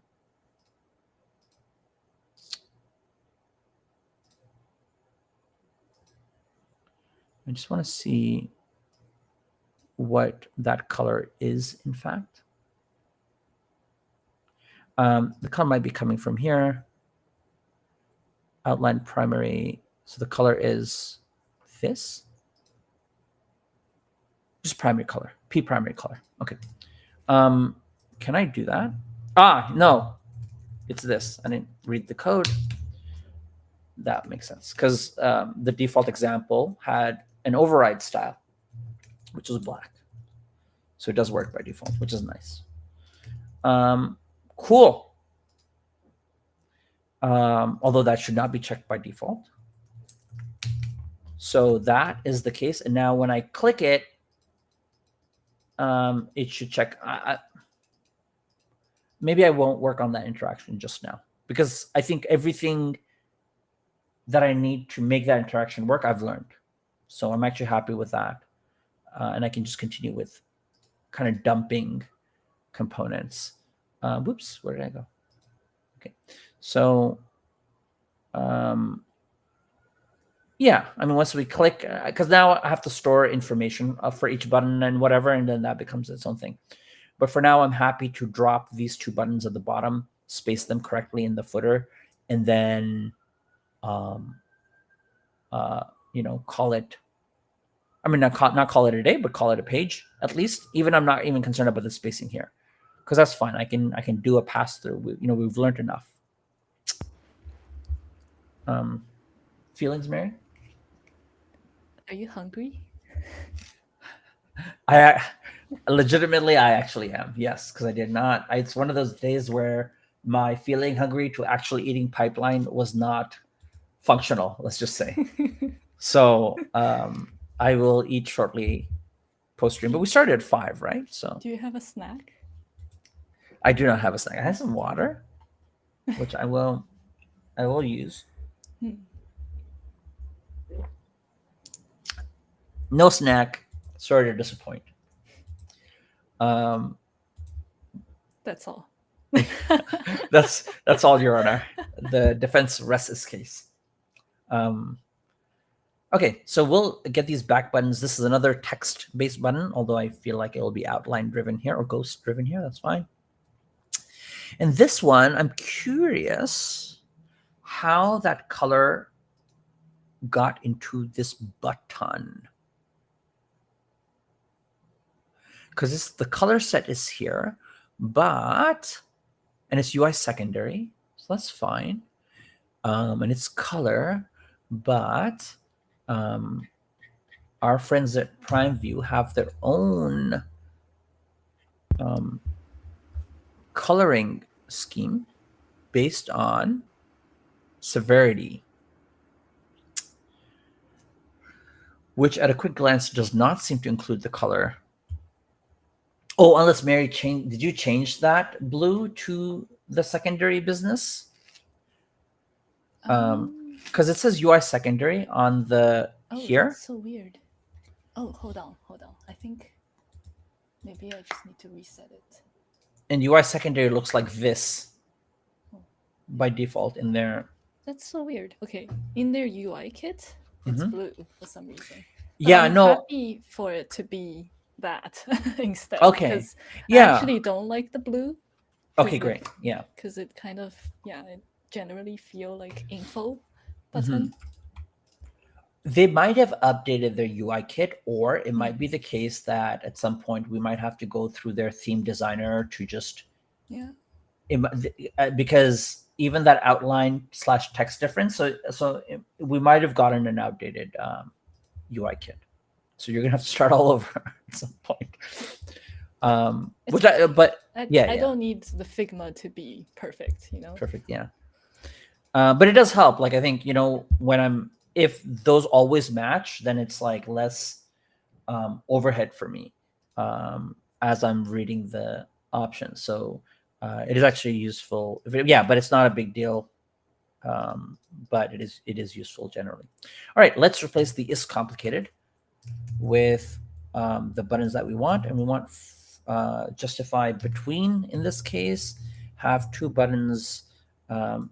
Here, I'm just going to test something, and this might break. Yeah, it did. Good, because I have a shortcut to edit between quotes, and it's using single quotes. So it uses this single quote and this single quote and edits in between those, which is not what I want. I want to edit between double quotes, but I have to use a different shortcut for that. Just explaining myself. So we have back, and we have this icon, arrow left. So back, variant is text in this case. We no longer want this. We can do this, and then template, and then here AI. I mean, here are the cases where I find AI really helpful. It's like it kind of knows you want an arrow left, which is nice, because most of humanity historically has wanted an arrow left on a back button. But what it does is it picks up on the Lucid bits, which is nice. Okay, so that looks like that, and I'll change the color in a second. And I'm curious to see whether, so I guess, let's see here. So that's happening because primary is not. See, like I think this is, I wish, another feedback for the Prime UI team, which I guess will never, Prime View team, which we'll never get to them, is when I copy paste this into my code, it's green because their website theme is different than the default Aura theme. And there's no theme that I can match with this. So it's like when I look at this, it's just confusing, is all. But also not the end of the world. But it means that when I, like in this case, I don't want this. I actually want secondary text. Great. Yeah, that makes sense. So let me do that. Variant will be text, and then severity will be secondary. And that ought to give me the button that I'm looking for in terms of color and outline. And it does. Fantastic. And then its complicated button will now change to continue, I believe. Yep. Oh, and Mayor's already made that change live. And variant is text, but it can be secondary. Oh no, variant is not text. So severity is secondary. And I do need to get rid of this. And this is fine. And now that template of arrow right should now give us the visualization that we want, and a very quick look in this sort of view here. And maybe I do need to spend some time just learning how to function well in this interface. Which what I wanted was fit. And that, once this spacing is done, we're looking like we're almost like it's starting to feel like what the designs will be. Really, it's a matter of spacing and functionality. So I am happy with this. Just eyeball whether I missed something on this page. No, it's just functionality and spacing. Cool. Let's do, just looking at time, let's do, I think we can go another maybe 20 minutes or whatever it takes for the screen to finish. Oh, who are you, friend? I did not see you there before. Oh yeah, I added a small iteration based on feelings, which is making pretty much all the rest of the steps optional except for the feelings part, for those days that you just don't want to deal with that, doing but this. you do want to track your mood. I see. Got it. So and how do we get basically from here to the next? Oh, skip. Got it. Yeah. So having a skip option, and then this should change to continue if you start inputting anything. Got and it. Then okay. Even if you skip journal, you can still say, explicitly like, oh, these are the things that are coming up. But even this, you can also skip just to be like, I just want to track mood. So as a coder, I wouldn't want to implement it up front, but perhaps as a designer / user, you may want to think about editing, which we don't really have that just yet, although there's indications of here of going kind of back and looking at kind of this like summary thing. But it might be the case where you're like, you know what, I just wanted to record, I just wanted to do this much, skip this, and now I want to kind of go back and like filling tell you what's our rewriting history, as we tend to do. And whether, I think something worth considering whether you want that. But it's, like it depends on how far we get, how much we make, and how we feel about it once we get to some level. And you might, as a user at that point, be like, you know what, I do really need to feel like editing. But just a high level thought. Cool. I added a comment. Okay, awesome. Do we want to rewrite history? All right. So, and here I'll also hard code these as we go, like I do really, and then those becomes the variables that I will need to populate or load from the database or what have you, which is why I do like doing this kind of thing. So now we are on, I just had this moment here where I didn't know whether I was looking at the Figma or the app here, which is, I mean, I knew, but my brain was like, oh, where am I? Kind of, it didn't know for sure, which means we're on the right direction.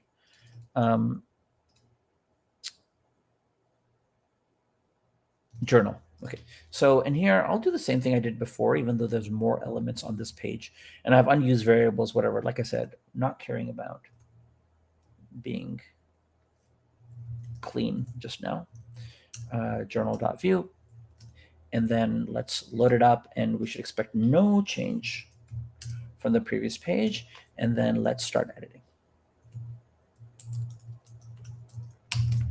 Okay, and I'm on the right page now, and let's see. And here we have these tags, I believe. Oh, they're buttons. Do they button or are they visuals?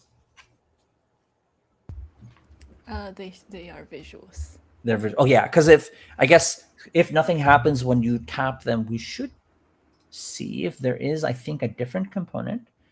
Although we could end up using the button and then overriding the actual HTML element. If we do end up using a button component, and again, this is one of those web things where people do sometimes end up using a button component, then again, assistive devices will treat those as interactive elements when they're not. So we could use the button styling, but we would have to use a div element or what have you. But I think there is something provided by our friends at Prime View that can help address this. There's two things. One of them is called a chip. Yeah. And the other one is a tag. And I think what you have, Mary, might be a tag because it looks and feels more like a tag here. And in earnest, I'm not entirely sure what the difference between used to categorize content and what is chip used to do. Representing entities. Maybe let me look at the examples because I guess they're using it for more like avatars or like indicators. But in this case, I think we want a tag element. Yeah, I think a tag would be good. And I think our kind of primary tag will. And again, one thing I didn't realize about Mary's design until later, because I guess at that time I didn't have access to the comments, which are here. Right. Yeah, definitely at that time I did not have access to the comments because I think they were hidden in these fancy features. Is if neutral, we use yellow. If negative, we use a red color. And that's kind of exemplified here in the design. And when I saw this, I was like, oh, they're not all green. Oh, that makes sense. Why did I even, why did I even think like bad emotions would be green colored? But just, where the visual really helps. I think we were having earlier today a discussion between visuals and words, where really like the visuals do smack you and help you deal with both how you feel about what you're seeing and the flow aspect. So there are colors, and then these tag colors will also represent the type of feeling.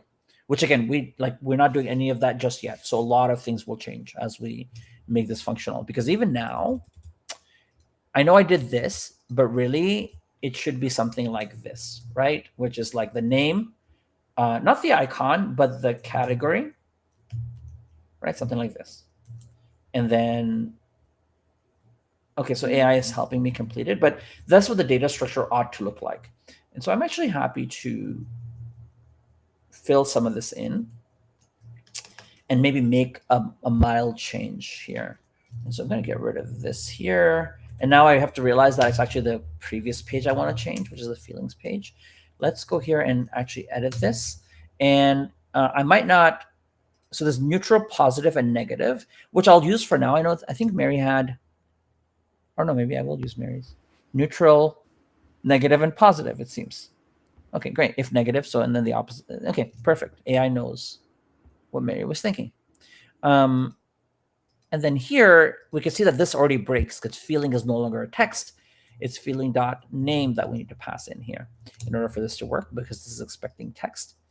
And then we have not passed in a severity here. And the severity of this can now depend on what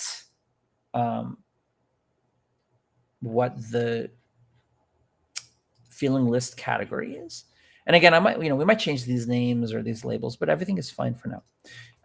This should also be feeling.name. The key should be text. And then here, it is doing this text business, but I actually want it to use severity. But feeling.category is not in the severity range. So maybe I'll do a get severity function.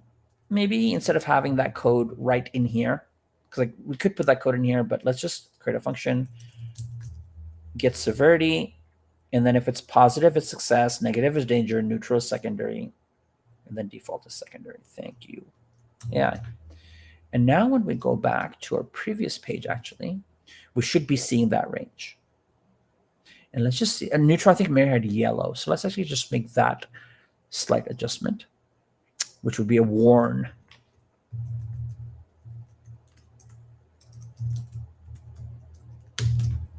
And now this should start feeling like, so maybe the warn isn't quite the color range I think Mary had.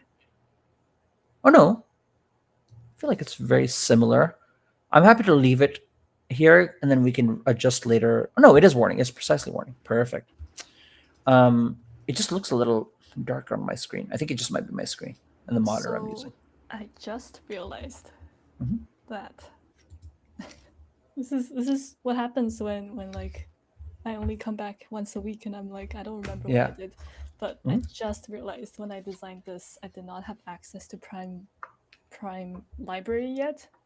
So all of what you're seeing on Figma is actually Nuxt. No way. Yeah. That explains the differences. Well, folks, thanks for coming to this episode. We're gonna shut it down right now. Here I am, like it's a miracle that like we got this far. No, it's because again they're so related. It's very straightforward, so it's not a big deal. That's the variations in color we dealt with. Okay, you know what? Let's just. I'm just gonna brush it off. I'm gonna brush off this new piece of information and forget that it ever happened. Honestly, because we're moving forward. Okay. Okay, cool. That's hilarious. Thanks. Sorry. Thanks for sharing. I'm snorting here. That's funny. Okay. That's fine.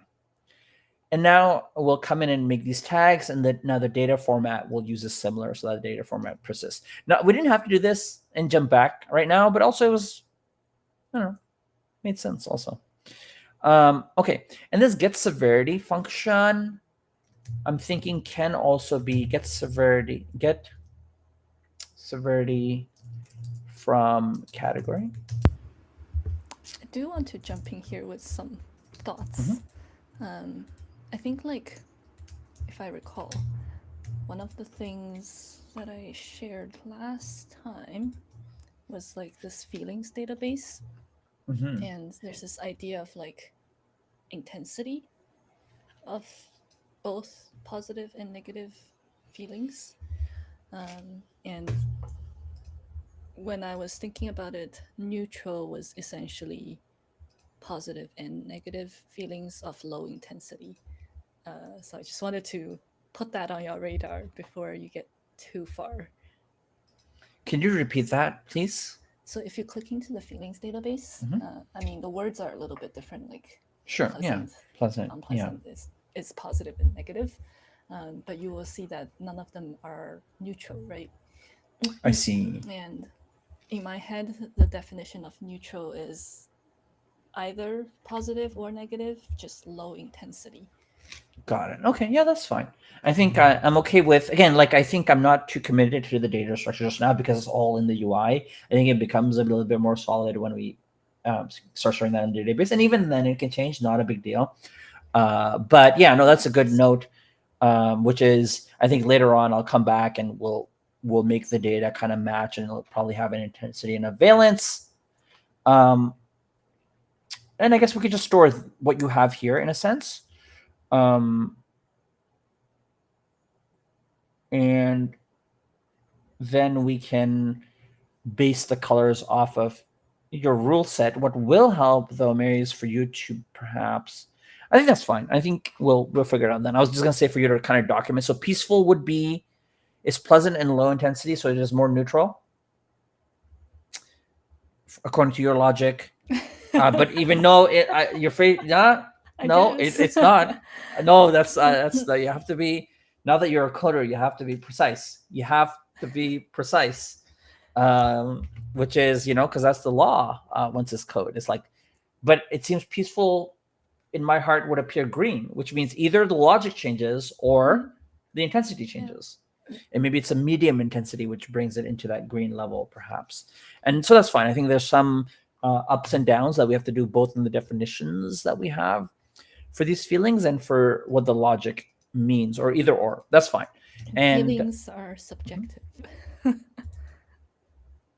Yes, but colors based on feelings are objective, unfortunately, Yeah. in our What? app, What? in, Yeah. in the Yeah. context of our app. But yeah, so that's fine. We'll just add. So I think Mary's feeling database had valence, so that's sort of maybe the It high. doesn't. It doesn't need to be Yeah, valence. It's. Mary was I'm being not. fancy based on It's some psychology thing her that fancy readings, and so but the other fancy thing, Wikipedia readings. yeah, I mean, here's how we could simplify it, right? Watch me go. We add category here. And then we go through each one and we just put them in one of the three categories based on the colors we have. And that just, I guess, Yeah. does it, like, although I don't know why it didn't let me. I thought am I allowed? Do I have, there, I do have permissions. Okay, Okay. great. For a second, I was like, I thought I took an action here. And then maybe, yeah, if we fill these in, then now we're just this. Now we're just losers without valence and intensity. We're just basic category losers. Okay. Okay. The Um. intensity is. I feel like the intensity is important, Oh, okay. although Yeah. not relevant maybe right Mhm. now. But I think the intensity is relevant because, like, if I dragged my slider to like the extremes, I want to see I the see. feelings that are on the high intensity scale. I see what you mean. Okay, so we're great. Now we have emergent rules that were in Mary's heart that are now emerging, which is great, right? Because now the back and forth. This is a ping pong, right? The starting the like this as soon as it becomes real, and this is why, folks, we don't hyper commit to requirements up front. Okay, in especially in like because you think you have everything, and then all of a sudden like you go to the stakeholder, in this case Mary, you show her the code, you show her the text, she's like, all of a sudden she's like, by the way, the colors are not based on I think they're based on intensity. I'm like, okay. And then I forced her, I push her. I'm like, what if we just made category and got rid of all your things? And then she Okay, says, no, wait. She says, wait. All right, go ahead. Sorry. the colors are based on, like, the colors can be based on category. Yes. What gets suggested is based on No, absolutely. intensity. No. That doesn't change my rant at all. Correct. But note that when I tried to simplify it to say, oh, if that's all we're using it for, now the emergent requirement of kind of the intensity, maybe it was in your heart, but I don't remember discussing it. But which is great, right? This is exactly what that, and I love the idea of like, and again, it just, even historically, I feel like not in all places, but certain places I've worked, definitely there's this attitude that once you have higher fidelity, or even like a PRD or BRD or whatever things people use, then people start questioning less because they think that everything is sort of fixed. Which I love the idea of emergent product, but it's hard to change your mindset sometimes when you're coming from a different flow of work.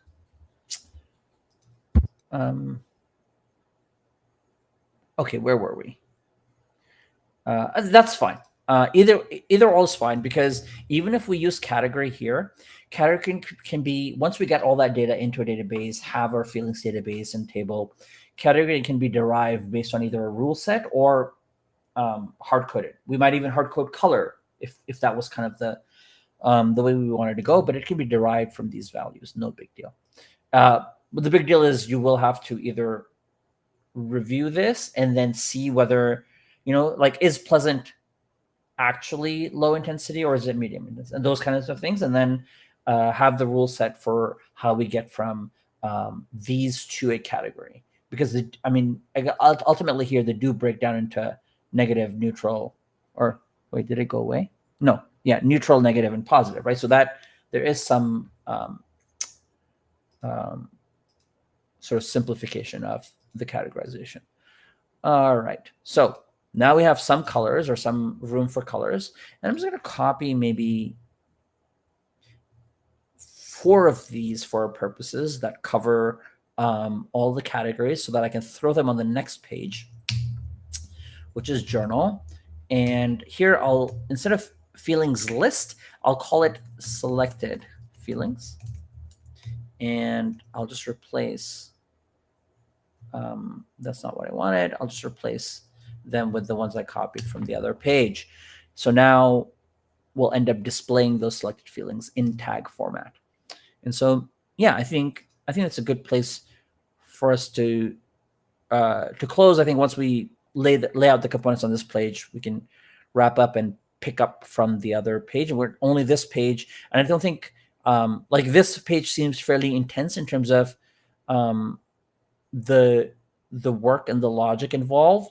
And I feel like in terms of actually getting the app, the first 1, 2, 3, 4 is relevant. So once we get the layout here, we can start with the logic, and then later on, and then once the logic is done, we can now go back to our stakeholder, and she can use it, and then give us feedback while we build out this page. I have a question.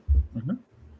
I mean, first of all, I have some to-dos. I think I will probably update the Figma to use Prime View components off stream, because I think that's very boring. I think it will look slightly different next time we come on.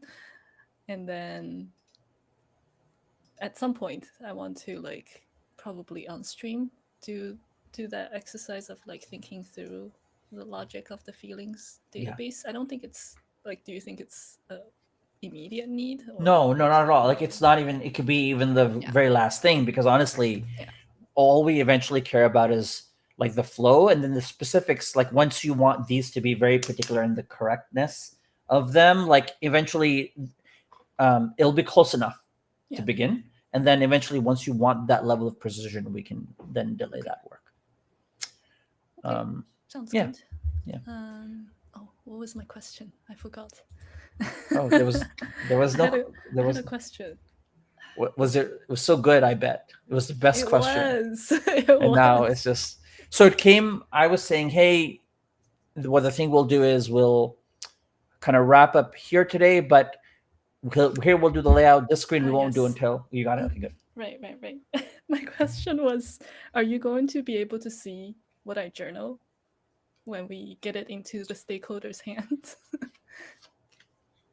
Yes. Yes, I will be able to. I'm trying to think. I think at some point we discussed the idea of users and segregation of data versus if we build this out now, similar to how we did Honeypot. And Honeypot doesn't matter because you're always kind of starting a new game, and even though the data is there, nobody's going back to an old game, or the IDs you can't change. However, here, because we're starting off by default without kind of the user scaffolding,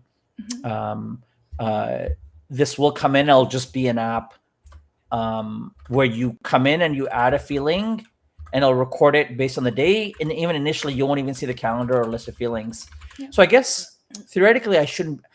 Okay, theoretically, I won't be through the UI until we get to this page. Okay.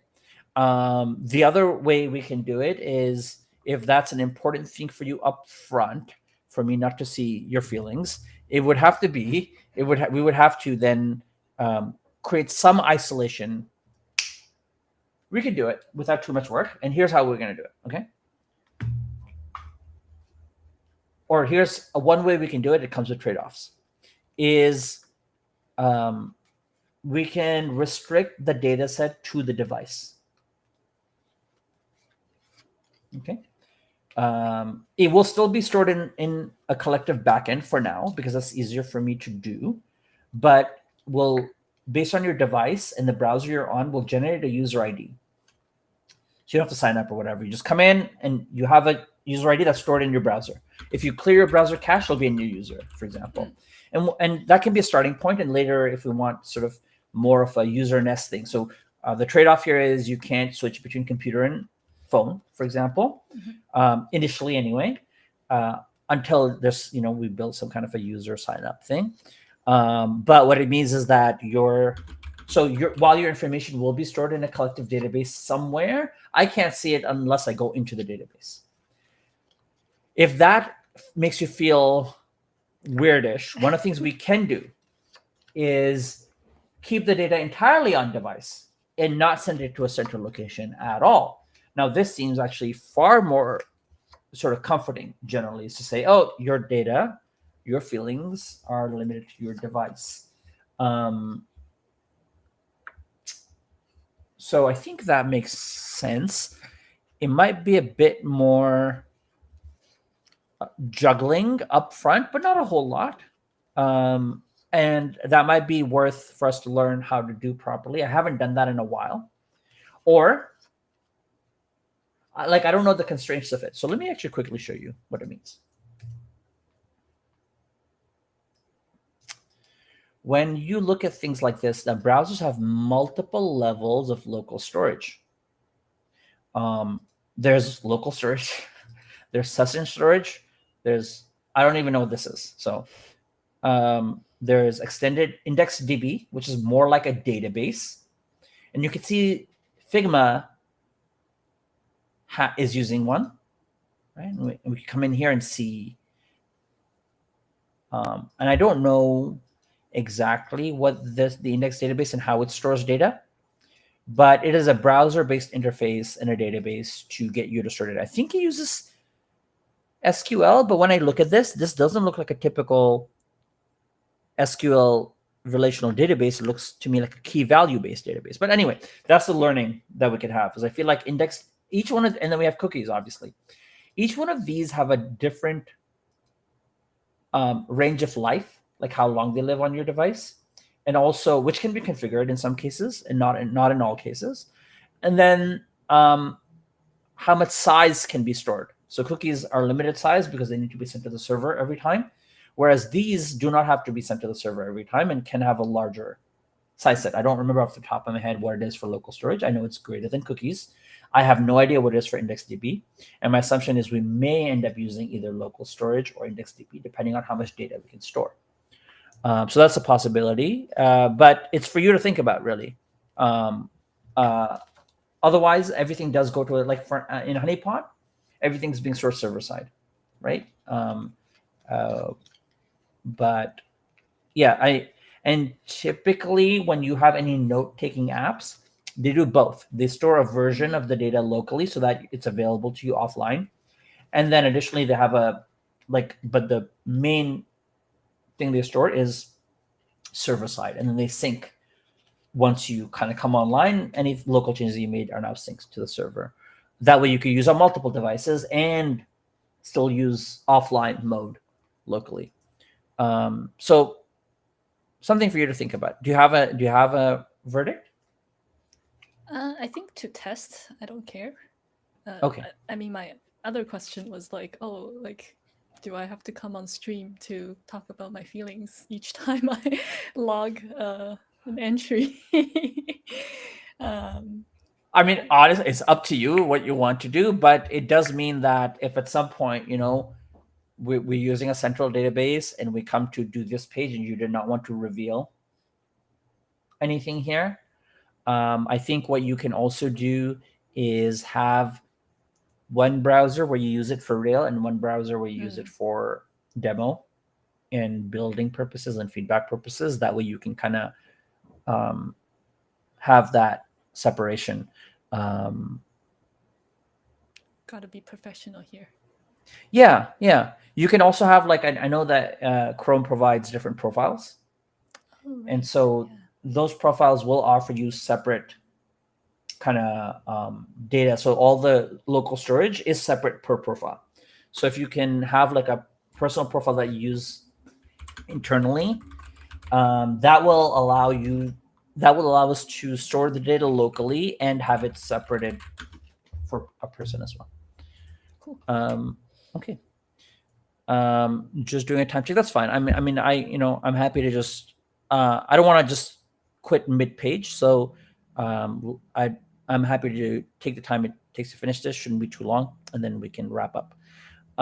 Okay, so tags it is, and here let me just see where, because these lines are faint when they're smaller. I just want to know whether, so the tags are in the header, and so that's fine. We can have a div. Like for things like this, we actually should be using lists, but then lists, we should be using lists. Like if you want to be true to the web, and maybe I'll go back and for now I'll still just use divs and what have you, but maybe I'll go back at some point and we'll see. I don't know. I don't know. Okay, no comment. Okay, let's just do the thing we came to do, which is tags. And so for now, I'll just copy this and do that. And then here I can do a V4. That's correct. That is what I want. And then the rest of this, can I just do this? Will it? No. I was trying a command, but it doesn't want to follow it. So that's fine. Yes. So the thing I was talking about earlier was, look, we have kind of this feelings page that has this get severity from things function and Nuxt utils. I believe there's a utils directory by default in Nuxt where we can store things that are available across the app by default. And we can use them without importing them. And this seems like a function that should be shared because we will want to get severity or color or whatever, we could rename this later, from either a category or an entire feeling. So now in this case, I think, so I will make those changes actually. So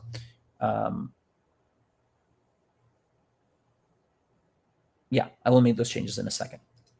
But maybe I'll just begin with some basic refactoring. We'll take this function and we will add a utils directory.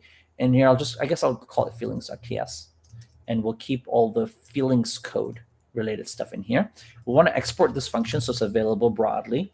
Another thing I could probably do here, I haven't tried this before because I usually have typed files for this. No, I have tried this before. What am I talking about? Utils feelings is I'm going to type a feeling and it's going to look like this: category, name, string. And later on, when we kind of use the different kind of feelings, things, this can change, right? So now we have this and we have this. And then here, I also want to end up changing this to feeling now that I do have a type to deal with it. And then this becomes feeling.category. And later on, we can just pass it. So this becomes get severity from feeling. And now once we have the feeling, and then here, the rules can live here now of how we get the severity from the feeling, even if the parameters of the feelings change. And now let's go ahead and modify our existing code to, now it's broken because it's like, hey, this function doesn't exist. So let's use that function, get sev from feeling. And now this function is available automatically because Nuxt shares it by default if you use their layout. So utils feelings is now shared everywhere. And now I can change this to feeling. And voila. Coming back here, not here, but coming back, yeah, here to feelings. Now this works. Let's go to the journal page, which will now break. So these are gone. And now we have these here. So now let's fix those. Okay. So now we're in the journal page. And here we want something similar, get severity from feeling. And we want to just pass it our feeling. And then this needs to be dynamic. Is that enough?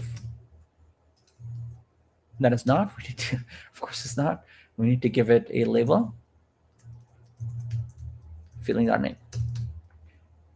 That is not enough. What's going on?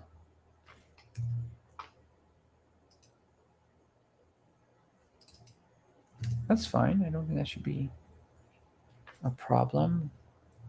Feeling list. Let me maybe get rid of some irrelevant code that's on the page that's referencing variables that don't exist. I don't think that's the reason this didn't work. No, it's because I didn't read. It's the value, not label. Buttons have labels, tags have values.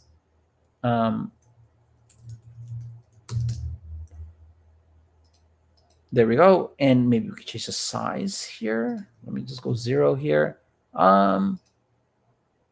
Is there a way, Mary, to see 100%? Oh, there it is.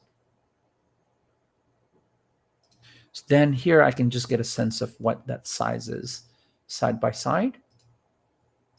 It's very similar to these are different because Mary doesn't believe in using prime view by default, right? So we'll wait until those just, I won't make this look like the design just yet, but I will bring them down and space them out.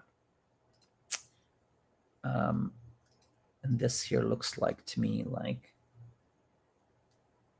20 divided by 4 is 5.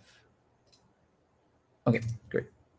And so here I can just, I can do things like, I think flex here makes sense, flex wrap makes sense, and gap is 5. And some margin up top is relevant. And then here we can, I would not have expected this by default. So why is that happening? Oh, because I guess header is flex row by default, and that's fine. I think I can just end up creating my own flex call business here. And I mean, I'll give it a gap, but one thing I don't remember off the top of my head anymore is whether, what just happened? Something unpleasant happened.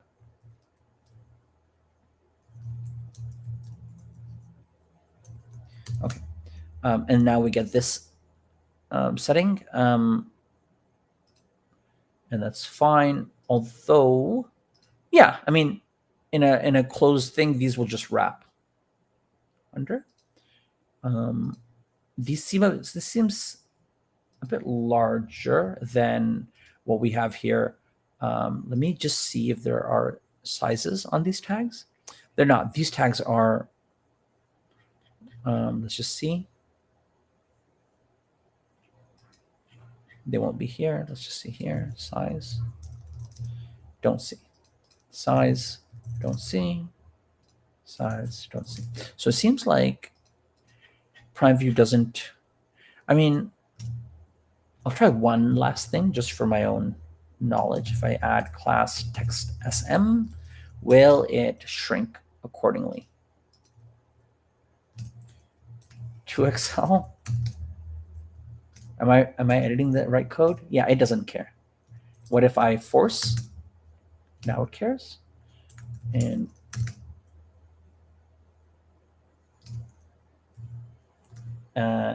XS is the smallest. Okay, that's fine. I just wanted to know how it works. So that's fine. And then we want our actual section here. Back and skip, this should be fairly easy to adjust because they're not functional. So I just need to change this to skip. So we got that down there. And then we can get rid of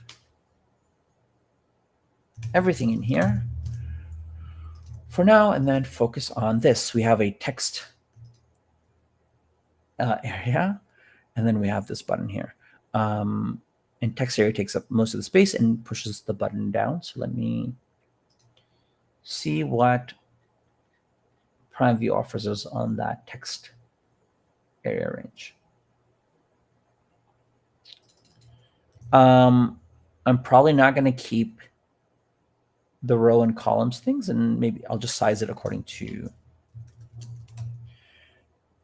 the screen. Something's not working properly on my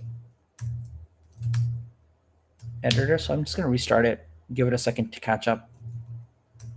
And now it works. It was my auto formatting was broken for some reason. I don't know why. Something happened somewhere. So here we'll just say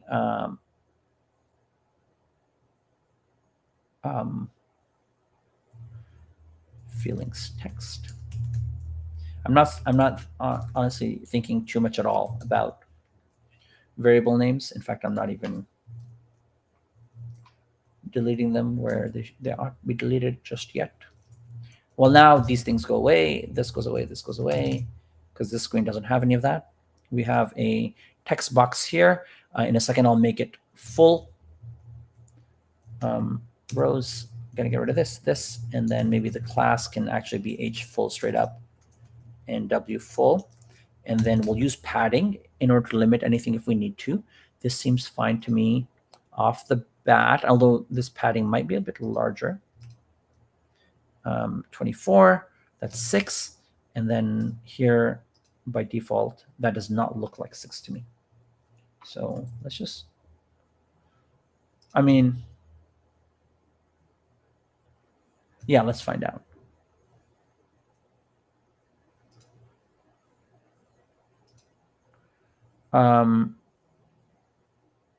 Yeah, it's not 6, it's 4 because we forced it.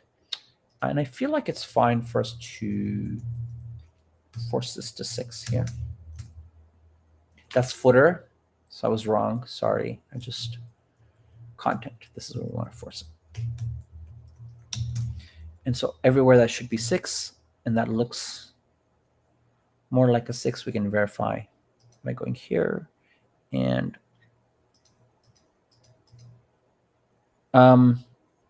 no. Wait, what? 21 pixels?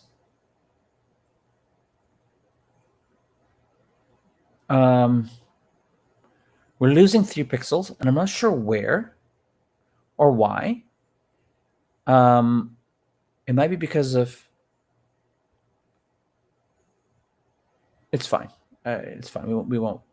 We'll worry about it later. We are losing 3 pixels somewhere in the chain.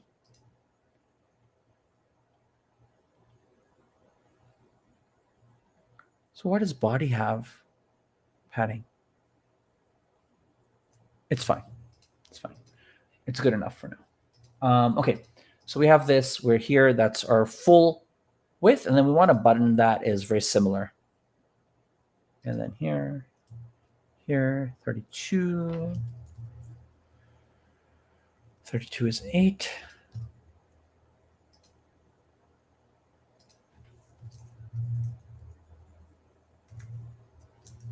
And then we'll add, we'll copy the button from here, and we'll additionally give it this full width. Okay. I do want to get rid of those errors that happen mid-typing, are very annoying. Because it's flex,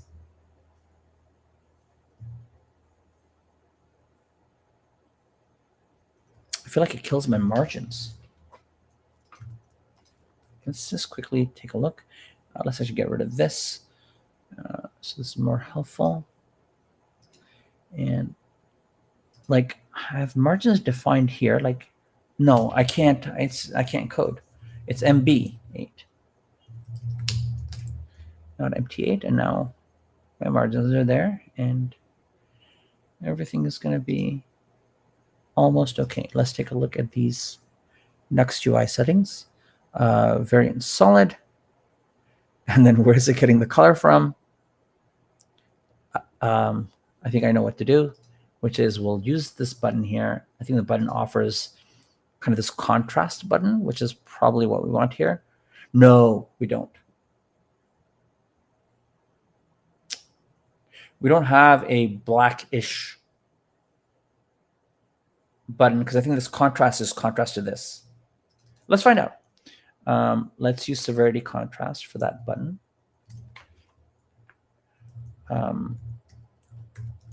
Okay, and then yeah, that might cause issues, which is fine. We can color it later. We don't have to get the right color right away. What we do want to get is the right font right away, or the right icon right away, which is simply Mike, which gives us this. And then because like contrast is nothing. Is that even right? No. Yeah. So variant text has to go away. So contrast is this, and it's not related to the primary color, which I thought it may have been. So that's good to know. And then say my thoughts out loud. And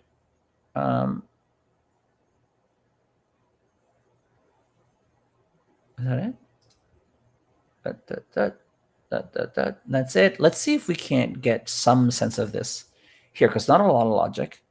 And when we click it, I wouldn't mind seeing. Okay, so I'll have a mode ref, and let's say it's text, and it can be text or voice. And let's see, let's start with a button just for simplicity purposes.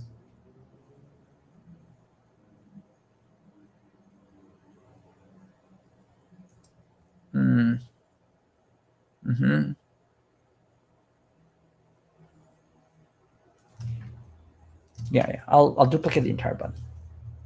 I was thinking whether I could just use the same button but have different things in it, like logic within the button, but there's like 3 different things that change here. This changes, this changes, and then what you do on click changes. And so that's enough to have 2 buttons. It remains contrast. The icon is pen line. Okay, so we got pen line, we got this. And then on click, we want to change the mode. So mode equals voice, and then here mode equals text. And then we want to only display this when. So v-if mode equals text, and then v-if v-else, that's fine. And view move my if statement up front, because that's where it ought to be, because when you're scanning, you want to scan for logic here, like when you're scanning with your eyes. That should give us enough to switch the button, and it does. And now let's switch this with that. And here, I mean, we're not going to start recording. We're just going to have this, just these circles show up. Let's see if this, I don't believe this is a, oh, it's a button. Mary loves buttons. Because these were buttons also, maybe because I guess they weren't alternative items. But also, let's see here. Borders. Yeah, okay, cool. Yeah. Okay, I want to see if there's some sensible element, like, because I haven't gone through all of these components. Really, it's just a div with an icon in it, right? So not a big deal. Yeah, let's do that. That's fine. Let's, because I'm like, oh, is there a quick, is there a quick little component I could use? But what for? It doesn't do anything. So that, and then we have tap, click to start talking. So here we'll also additionally have, oh no, this is much better. So because I want to group these elements together. So now I want to do like text here. And then let's close this template. So instead of having kind of this v-if check here, this goes away from here. And now these 2 things, because they're logically related, live here. And now there's another template, which is the v-else side of it. And we'll close that up here. And this is where the other side would live, and this v-else has to go away. That makes way more sense, right? And then here I can have a div. Sure, let's, I mean, I'm a flex junkie. And then look, it knows, speak your thoughts, we'll fast grab them for you. Maybe it'll just, maybe it'll just do it for me. Here we'll have, oh, it is a button. I'm a loser. It is a button, because it says, I didn't even read, and Mary didn't even say anything. So it is tap and click. Okay, so yeah. Just put this in a div. Let's get the size correct. Text base. So this is normal or regular sizes. So all of these are next UI. Okay. That's fine. And so now we should at least see that. Where? Oh, did I not save? No, I did not save. And there's there. So let's do the job of centering it. Flex call, item center, justify center, H full. Seems correct. And that will now bring this into the center. And now once we have the button here and isolate that, this looks a little smaller to be than like this and this. So I guess text sizes here, text base. I don't know if that's a thing here for now. I'm happy to do text dash what? Text large. We'll just see what it feels like. Feels better. And then we'll add the actual button, which I misread as a non-button, but it is a button. So that's fine. And we have a good example of that. Here, icon only buttons, which can be circles. So like something like this guy, or in this case, this guy here. But we'll need to give it a border. So severity becomes danger. Rounded. Yep.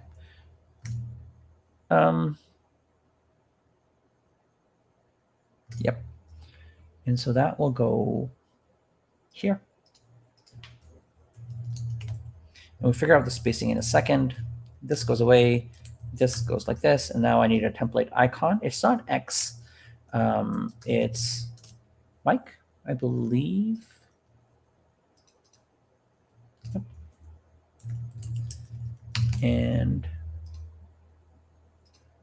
it's this. Let's make this larger and space it out accordingly, and then add the border if we can. I'm not sure how much leeway we have with the border in this thing, but okay.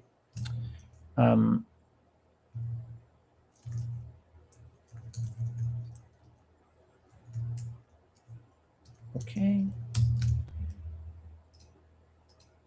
And then let's just size it accordingly.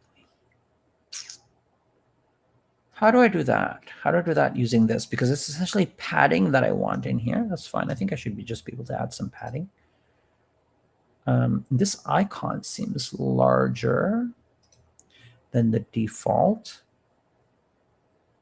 It's Mike here, 2424. No, it's default. You have if I recall, I think I sized it up.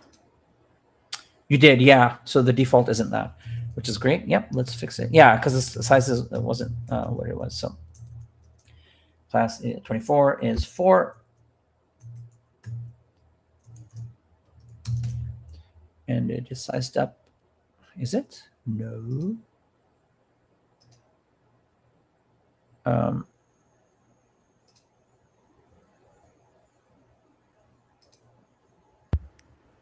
So I think the icon is 24 by 24, but I think what I did was I just increased the padding inside the button. But in my case, the icon is 14 by 14 in the code. Oh. Or not in the code, but even though I tried to say 4 times 4 is not. I did it wrong. I can't. What? It's 6. But that even doesn't. So I know the size, something weird is happening with the sizing, but it says 14 here, and it's not respecting this. And I'm curious as to why. So I want to quickly take a look here and say, they have a size prop. So they don't respect what you pass in terms of,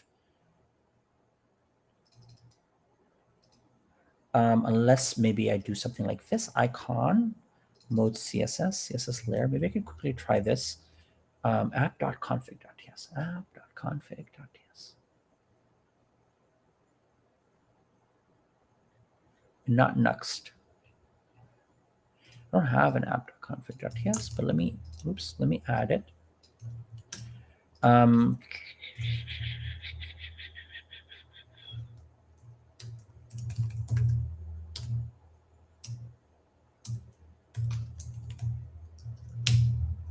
Let's restart this just in case, and let's see now whether the Tailwind classes take effect. They do. Perfect. So that's what was happening with that. So that's nice. And this is where, like, all that time I spent doing like those like scrolling or whatever sometimes builds a invisible index in your mind. Okay, and then I think, are there any other textual concerns here? Seems mostly fine. I mean, it seems a little bit more boldish here, but that's fine. And then I feel like That could be because it's a next icon. maybe no, they're all lucid wait, now. They're all lucid true, icons, yeah. or lucid or whatever. So padding 2, I don't know what this 2 means precisely here, but we can just add our own padding and call it a night in a second. So, and the other thing I could also do is just always kind of see this 37, which is an odd number. Literally an odd number, but 9.59, that's fine. Okay.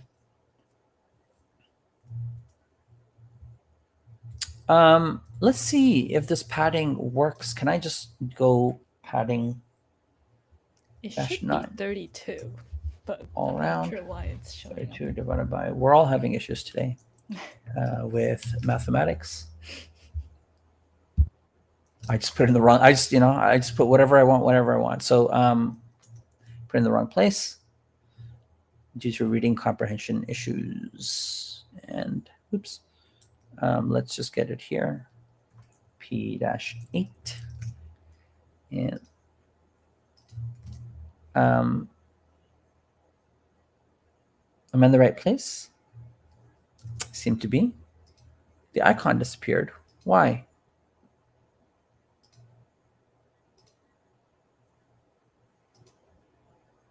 It's here. Oh. What? I just want to call out that we have a comment. Oh. It's, you know who it is. So Ember Guru, just so you know, if you're still here, we made references to Pixel Perfect early in the stream. And I think we did not have positive things to say. Sorry, I say we. I did not have positive things to say about this nature of pixel perfection. I like feelings over pixels. Okay, I go by feelings. It's happening because when we do padding here, everything is pushing this in versus pushing this out. So what we probably want, I want to see if, because it is just a template, would putting this inside the div work? And now because it's not, because the icon, but it's not centered anymore. Ugh. You can see that, right? Like it's not perfect. We have more comments about the pixels. It's not just the pixel. That's a lie. So I guess here's my, this is happening largely because I don't know how to use, because I don't know how to code. Okay, that's what's happening. Here it seems centered. I mean, it looks good. I want to add padding. I add padding, but the icon is CSS based, so it's just, it gets scrunched. I add a div around it. Now it's not centered anymore. Say what? Say that I want to make it. Yeah, it's not pixel perfect. It's not centered. Okay, it's not centered. It's not it's not visually perfect. Okay, more than pixel like, because sometimes you can move the pixels around, but humans, it'll feel good. It doesn't feel good. It's not feel good perfect. Okay, that's what I care about. Not even like I care about feelings, but I only care about my feelings. That's really important to me. I don't think he has a cat, actually. He's like, I have some videotapes to return. Do you know what that reference is from, Mary? The videotapes to return? I don't know. You can Google it. I don't know a lot of references. Oh, that's fine. That's fine. I will say that. If you Google and have videotapes to return, there might be a short YouTube clip, and you should watch it. And then if you don't understand it, when you come back and you watch it, as I try to make this feelings perfect, I will. I'll explain it in a second. Okay, so I have a button here. I have a problem. Like maybe this also isn't quite When I increase it, is it centered? Yeah, it is. Come on, it's visually centered, if not otherwise. I think even if I put a div in there, yes, now that the Piper knows what I'm talking about. Has to video needs to rewind. Yeah, you can't just return them, mid-viewing. What if I put this in a span? I mean, not that it should matter as much, but let's see. Why not? And then let's even, come on. I feel like this is what I call pixel. Sorry. And we're just mucking about here, but like, what is this? Like, what is, I'm sorry, why am I yelling? What is this? What's, I can look into it. It's, I just want to,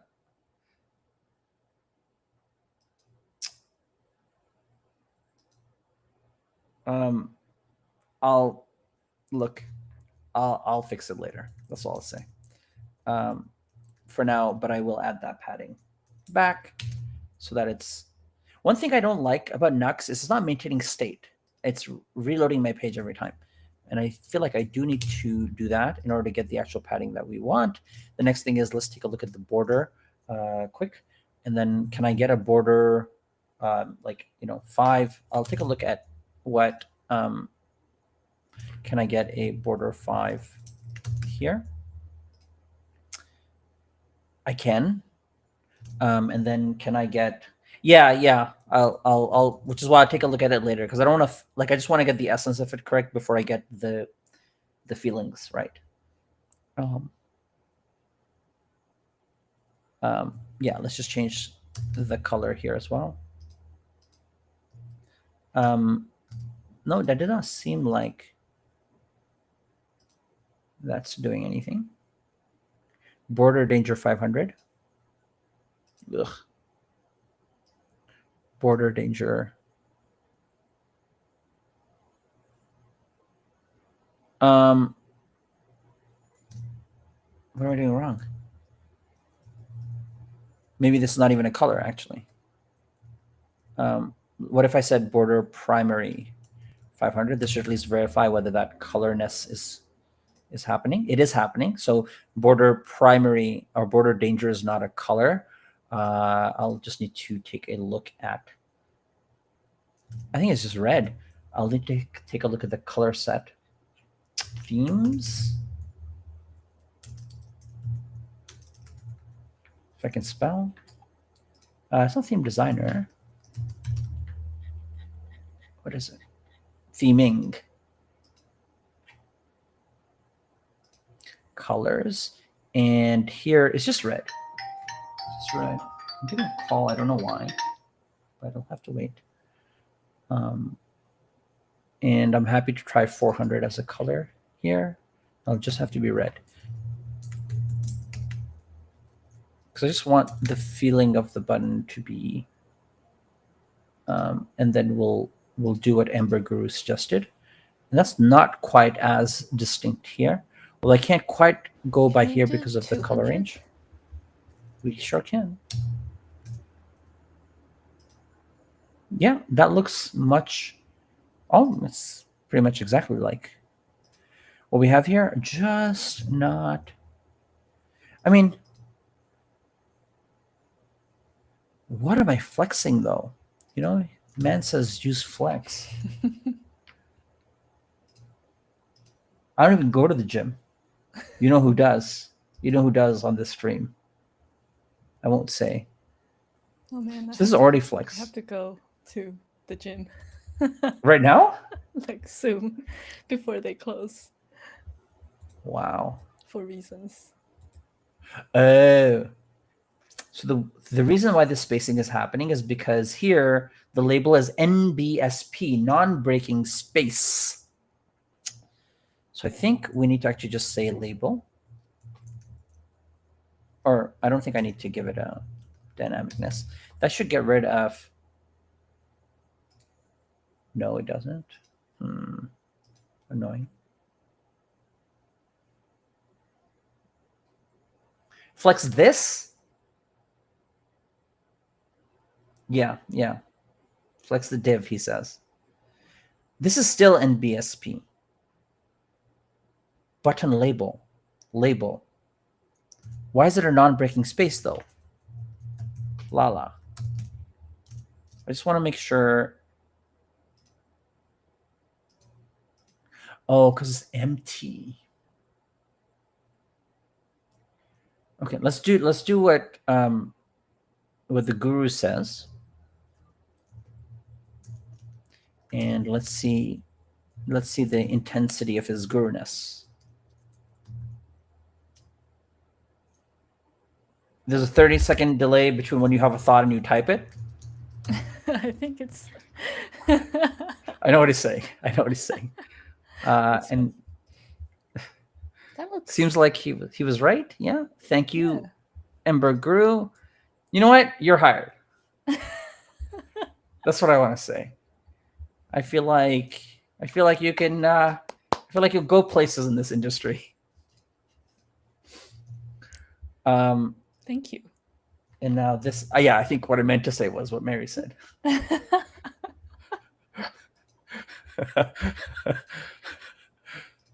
And 100% looks like this. I think that's fine for now, even though this looks a little bit larger. But again, I'm not like, I think it's fine for now in terms of where we wanted to get today. And then now that little, and maybe later on, if we are up for it, we can look at